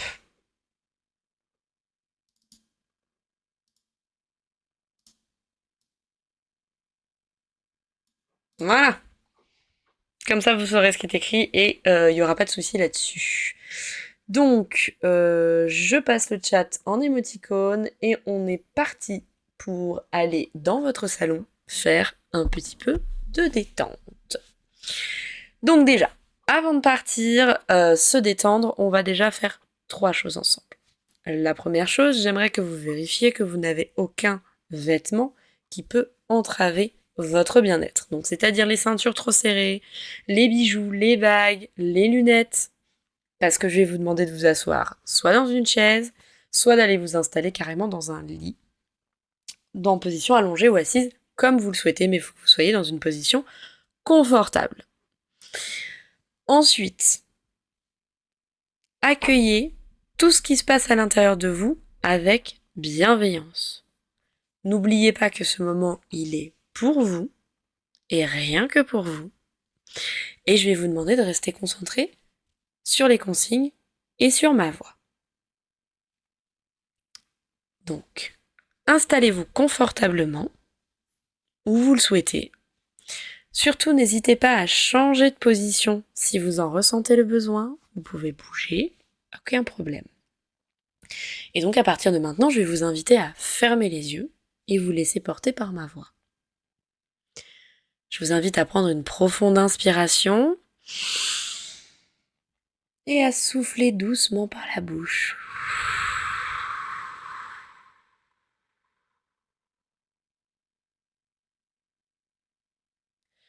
Et ressentez comme votre corps se détend. Prenez conscience de votre corps confortablement installé.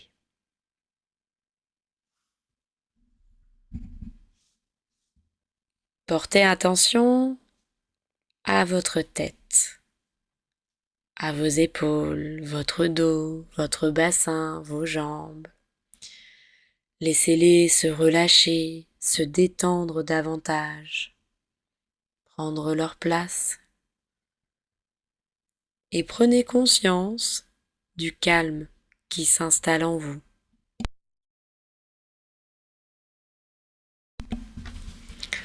Imaginez maintenant une vague de détente qui va venir parcourir l'ensemble de votre corps, à commencer par votre tête et votre visage.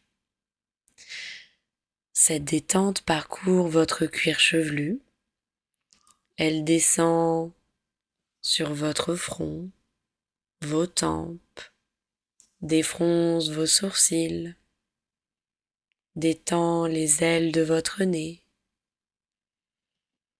Ressentez l'air frais à chaque inspiration au bord de vos narines et l'air tiède à chaque expiration. Détendez vos pommettes, vos joues, Relâchez vos mâchoires, desserrez vos dents. Ressentez comme votre bouche s'entr'ouvre légèrement.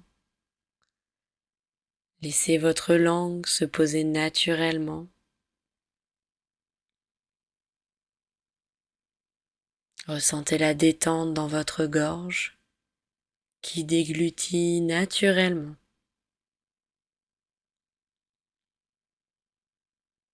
Prenez conscience que votre tête et votre visage sont détendus et relâchés.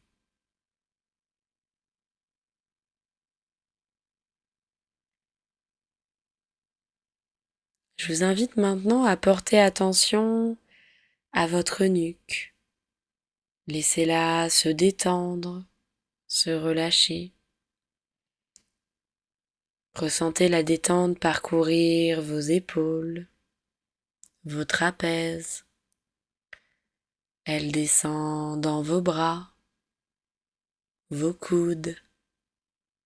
Relâchez vos avant-bras, vos poignets, vos mains jusqu'au bout de vos doigts.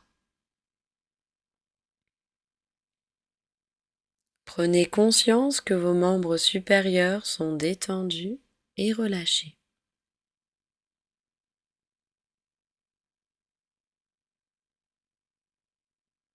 Portez attention maintenant à votre dos. Laissez-le se détendre. Ressentez cette vague de détente qui parcourt votre colonne vertébrale. Ressentez chaque vertèbre qui se relâche. Laissez votre dos se dénouer. Ressentez chaque muscle qui se détend.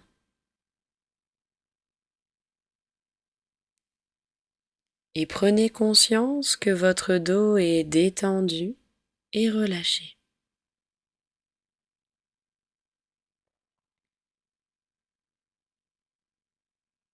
Portez maintenant attention à votre thorax, votre poitrine. Ressentez comme votre cage thoracique se relâche. Laissez chaque muscle se dénouer. Ressentez les battements de votre cœur qui sont lents et réguliers. Et cette détente descend dans votre ventre. Ressentez les mouvements de votre respiration. Votre ventre qui se gonfle à chaque inspiration et se dégonfle à chaque expiration. Des mouvements calmes, un peu comme le mouvement des vagues qui vont et qui reviennent. Et cette détente descend sur vos hanches, dans votre bassin, vos fessiers. Prenez conscience que votre buste est détendu et relâché.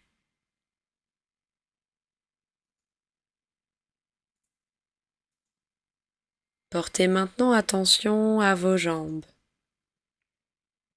Ressentez la détente dans vos cuisses, vos genoux, vos mollets, vos chevilles, vos pieds jusqu'au bout de vos orteils. Prenez conscience que vos membres inférieurs sont détendus et relâchés.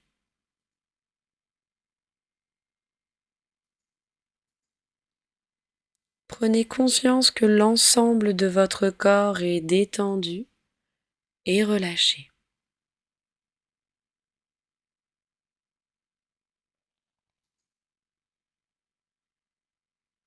Et maintenant, je vous invite à faire un petit exercice pour venir lâcher toutes les dernières tensions qu'il y aurait dans votre corps.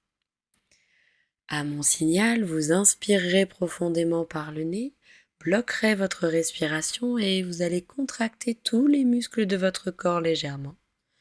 Puis vous soufflerez doucement par la bouche en relâchant tous vos muscles. On y va. Prenez une profonde inspiration. On bloque la respiration, on contracte légèrement tous les muscles de son corps et on souffle doucement en relâchant tous les muscles. Ressentez comme toutes les parties de votre corps se dénouent.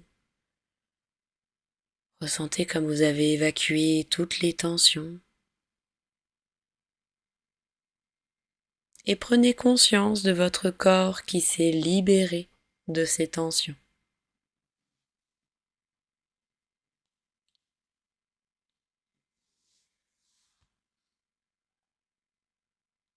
Maintenant, je vous invite à vous imaginer dans votre salon pour vivre un moment de calme et de détente.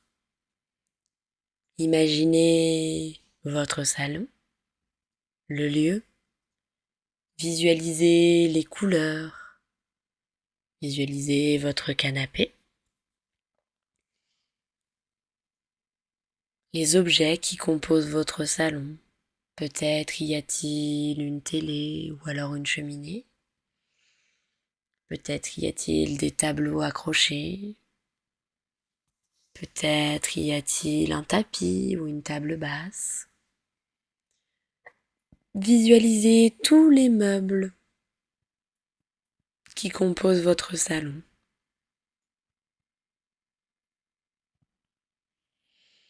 Et maintenant, laissez à venir à vous les bruits. Tous les bruits. Le bruit du plaid sur le canapé. Peut-être le bruit d'une musique calme et apaisante en fond. Le bruit de vos chaussons. Ou tout autre bruit qui vous parvient, tout autre son.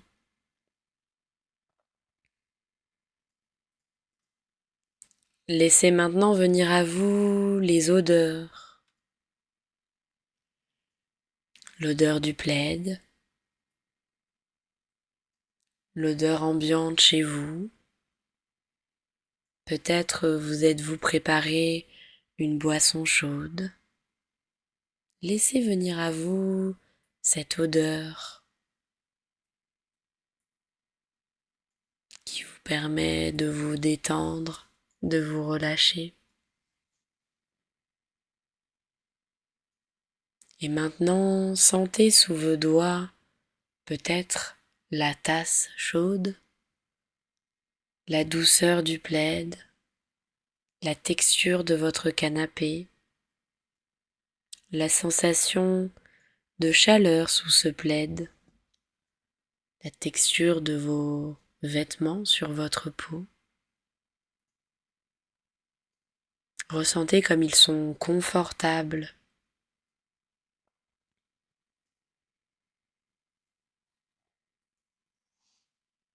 Et enfin, laissez vos lèvres se tremper dans votre boisson chaude, prendre quelques gorgées et ressentez sur votre langue ce goût.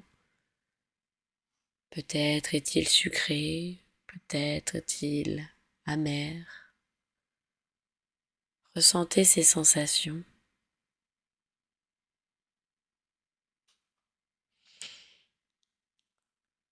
Et maintenant, laissez la détente vous envahir de ce moment cocooning, ce moment de calme, de détente, ce moment où il n'y a que vous, avec vous-même. Laissez ces sensations vous envahir, prendre possession de vous. Ressentez-les dans votre corps, mais aussi dans vos émotions. Laissez votre esprit s'imprégner de cette image de détente, de calme, de relâchement.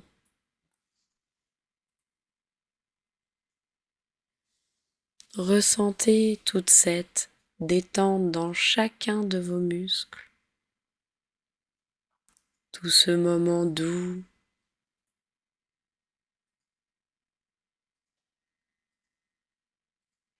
Et prenez conscience du calme qui s'est installé en vous.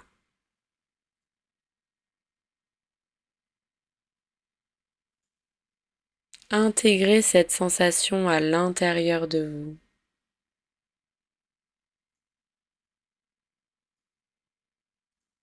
Prenez conscience que cette sensation fait partie de vous, que vous pouvez l'utiliser dans la vie de tous les jours, dans votre quotidien. Je vous invite à reprendre contact avec les points d'appui de votre corps, votre dos, vos épaules, vos bras, vos hanches, vos jambes, vos pieds. Imaginez l'espace dans lequel vous êtes installé ici et maintenant. Laissez venir à vous les bruits extérieurs. Je vous invite à prendre une profonde inspiration pour vous dynamiser et à souffler fortement.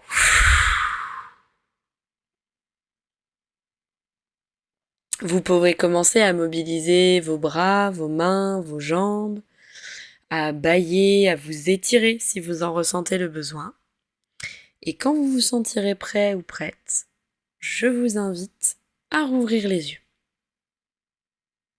et à prendre quelques instants pour revenir parmi nous.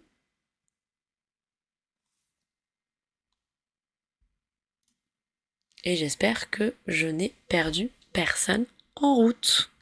Et voilà, la petite visualisation positive est finie. J'espère qu'elle vous aura plu.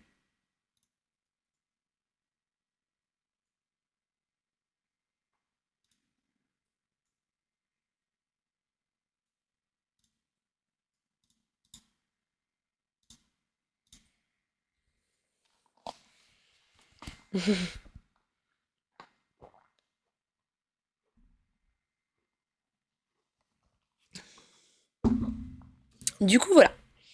Ça, c'est une visualisation positive, ce que vous pouvez trouver très facilement en sophrologie, en fait, avec les exercices de relaxation dynamique, comme je vous disais tout à l'heure. Tout le monde est en mode relaxation, c'est ça? Donc on va encore discuter un petit quart d'heure autour de ça si vous voulez, comment vous vous êtes senti, qu'est-ce que ça vous a procuré si vous avez envie de partager avec nous. Parce que ce qui est très intéressant en sophrologie, c'est qu'en fait le but c'est de venir exprimer ce que vous avez ressenti après quand on fait des exercices. Parce que ça, chaque exercice a une intention bien précise. Donc là par exemple, mon intention était de vous faire ressentir le calme et la détente. Mais il est important aussi que vous puissiez vous exprimer avec vos propres mots de qu'est-ce qui s'est passé dans mon corps, qu'est-ce qui s'est passé dans mon esprit et qu'est-ce qui s'est passé dans mes émotions quand j'ai vécu ce moment précis, ces exercices, qu'est-ce qu'ils ont déclenché en moi. Et c'est important de l'exprimer, pourquoi ? Parce que du coup, quand vous allez l'exprimer, déjà ça va vous permettre de déposer quelque chose. Ensuite, moi, je vais reformuler ce que vous avez dit ou vous le renvoyer d'une certaine façon. Et en le recevant, vous allez dire « Ah, mais j'ai dit ça !» Alors, soit vous allez avoir conscience de ce que vous avez dit, soit vous n'en avez pas vraiment conscience des mots que vous avez utilisés, et du coup, ça va vous faire prendre conscience de ces mots. Voilà. Et donc, c'est là où se joue le travail de la sophrologie. Hello, j'ai un peu un doute. Moi, je martyrise les pseudos, alors je ne sais jamais. Force. Moi, je le dirais comme ça, mais je suis pas sûre. Mais du coup, voilà. Donc, si vous avez envie de partager... C'est ça. Oui. Je suis trop fière de moi, j'ai réussi à dire correctement un pseudo. Si vous avez envie de partager, donc tu arrives, y est force, juste au moment où on vient de finir une visualisation positive, puisqu'effectivement je suis sophrologue, et donc dans les lives bien-être, on parle sophrologie, on parle un petit peu de tout, et on papote et on discute autour de développement personnel, et généralement vers la fin, je fais une visualisation positive, et là on est venu installer la détente. Et juste après, on fera une petite pause d'une vingtaine de minutes le temps que je prépare mon bureau pour aller faire de l'ASMR si ça t'intéresse. Et donc là, je proposais aux gens qui ont participé du coup à cette visualisation positive de venir s'exprimer sur ce qu'ils ont ressenti, parce que c'est toujours intéressant de voir un petit peu ce que ça a généré chez eux. Et donc nous avons Akuma qui nous dit « À un moment, j'étais tellement dans le truc que j'ai un court instant senti le goût du thé menthe sur la langue. » Et bah c'est tout ce qu'on cherche en sophro, c'est de vous faire vivre les moments, et c'est la preuve qu'on peut retourner son cerveau, puisque tu vois, tu as réussi à apercevoir, sentir légèrement le goût du thé que tu n'avais pourtant pas dans la bouche. Donc c'est la preuve que le cerveau ne fait pas la distinction entre ce que tu es en train de penser. Si tu vis vraiment le moment et que tu es dedans et que tu l'imagines et que tu es à fond dedans, ton cerveau il va le vivre à 4000%. Voilà. Ton cerveau il va vraiment le vivre à 4000%, et lui, pour lui, ce ne sera absolument pas fictif, ça sera réel. Et c'est mon maître mot, je pense que je vais en faire mon slogan, le cerveau ne fait pas la différence entre le rêve et la réalité. Merci, bienvenue. Enfin voilà. Donc merci à toi Akuma d'avoir déposé ça, et c'est très intéressant. Sinon tu étais très détendu.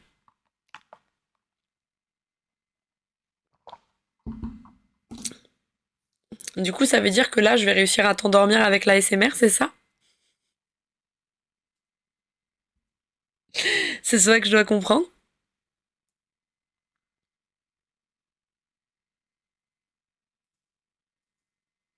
C'est gentil, merci. C'est un compliment que je ferai avec grand plaisir. Il faut savoir que j'ai pas de... On parlait de regrets tout à l'heure. Par rapport à ma profession, je n'ai pas de regrets, même si mon rêve étant petite, je voulais vivre de la chanson. Alors, je m'entends, je voulais pas devenir une superstar. Mon but, c'était pas d'être sur les affiches, machin, mais c'était juste de vivre de ma voix. Et en fait, je n'ai pas de regrets parce qu'au jour d'aujourd'hui, avec la sophrologie, je vis de ma voix, puisqu'en fait, la sophro, ce n'est que parler à la personne en face et l'aider à retrouver un mieux-être grâce aux exercices que je vais lui proposer, et notamment ces exercices de visualisation sont totalement... c'est une méditation avec ma voix, quoi. Enfin, c'est... Voilà. Et qui nous dit, moi aussi, j'étais très détendue dans le côté calme et tranquille. Donc voilà, donc ouais, mon rêve d'enfance, c'était de bosser dans la chanson. C'était de devenir chanteuse. C'était mon petit rêve, et je n'ai pas de regrets, mais du coup c'est pour ça que ton compliment de ta voix est super reposante en vrai, et bah je le prends avec grand plaisir. Parce que ça veut dire que je fais bien mon travail. Et ça, on aime. King, normalement tu peux pas être détendu dans le côté bordélique et infâme. Cela fonctionne si une personne est déjà très calme et beaucoup dans le contrôle. Alors avec la sophro, on vient parler aussi de lâcher prise et je vais retrouver l'autre. Il y a un autre mot, il y a lâcher prise et il y a prendre du recul. Donc après, tu peux être très calme et pourtant stressé. Le calme et le stress, bon, ça va pas tout le temps ensemble, mais ça peut arriver. Par contre, tu vois, tu peux être très calme, stressé, et du coup pas du tout détendu, pas du tout relâché. Après, le contrôle, c'est peut-être aller chercher le pourquoi être autant dans le contrôle.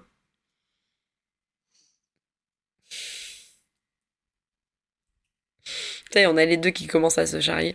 Mais de toute façon, sachez que pendant que je ferai la SMR, on pourra continuer à parler bien-être, il n'y a aucun souci là-dessus. Mais donc voilà, y est fort si tu veux, le côté... il n'y a pas de souci. La sophro, en fait, ça s'adapte à tout le monde. On a des protocoles prédéfinis, entre guillemets, mais quand je dis prédéfinis, c'est-à-dire qu'on a quatre types de protocoles. On va avoir l'amélioration de la vie quotidienne, donc on va plutôt traiter les problèmes de sommeil, les problèmes d'être trop dans le contrôle par exemple, les problèmes de gestion de la colère, les problèmes de discussion, voilà, ça peut être plein de petits trucs comme ça. On va avoir les préparations mentales qui là vont être, il faut avoir un événement T défini. Donc en fait, par exemple, un accouchement, un contrôle, une opération, un spectacle. Vous préparez un spectacle, vous êtes stressé, bah, il y a la date du spectacle qui est la première représentation, et bah, du coup, on va vraiment travailler ensemble en amont. Ça, c'est plutôt le côté de développement personnel. Et après, on va en avoir deux autres, où on va plutôt être sur du côté thérapeutique. On va avoir celui qui va gérer plutôt les addictions et les phobies, dans un côté d'ordre thérapeutique, donc toujours avec l'accompagnement, parce que je le rappelle, je ne suis pas médecin, je ne suis pas du corps médical, donc je ne pose pas du diagnostic, je ne fais pas d'ordonnance, et sincèrement, si à un moment donné, il y a quelque chose qui me paraît un petit peu léger, que je ne pourrais pas gérer, ou il faudrait aller voir un spécialiste, et ben je vous le dirai. Voilà. Je vous dirai, là, voilà, je ne suis pas en capacité de vous aider là-dessus, je sais reconnaître mes limites, et mes limites, c'est que là, pour moi, ce n'est pas un problème d'ordre sophrologie, peut-être qu'il faudra aller voir.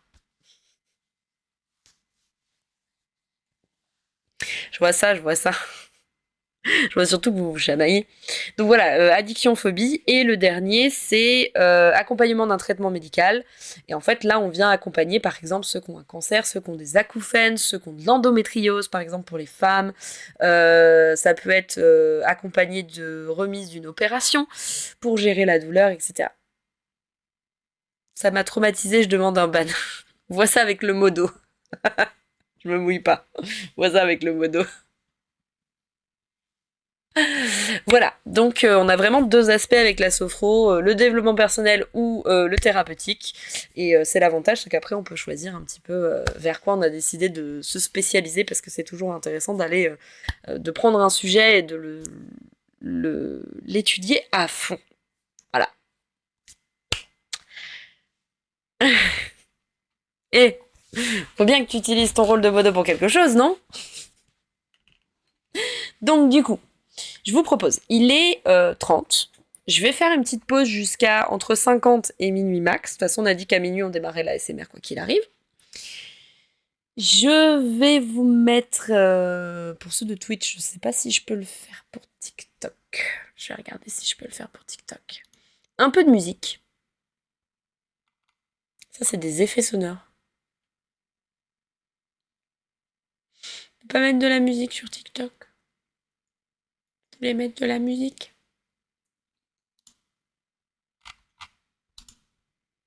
C'est pas juste. Hmm.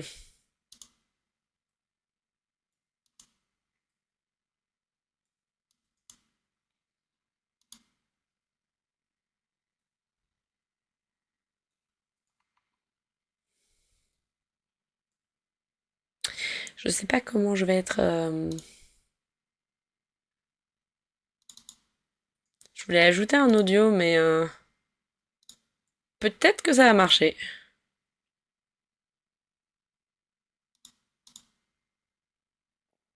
On va tester. C'est quoi le contraire de pour? Ça balance direct.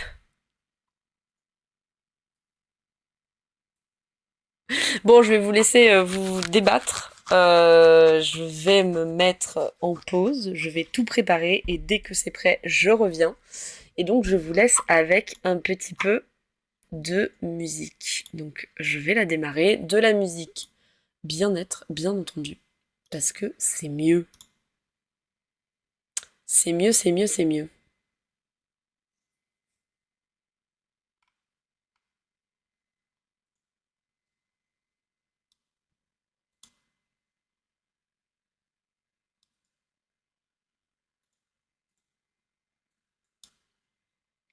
Bon, du coup, je sais pas si vous l'entendez, mais j'ai mis de la musique.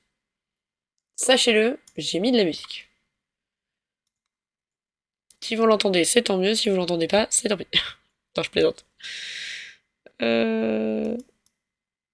Ok, allez, c'est parti. Donc on se retrouve d'ici une petite vingtaine de minutes, le temps que je prépare tout ce que j'ai à préparer.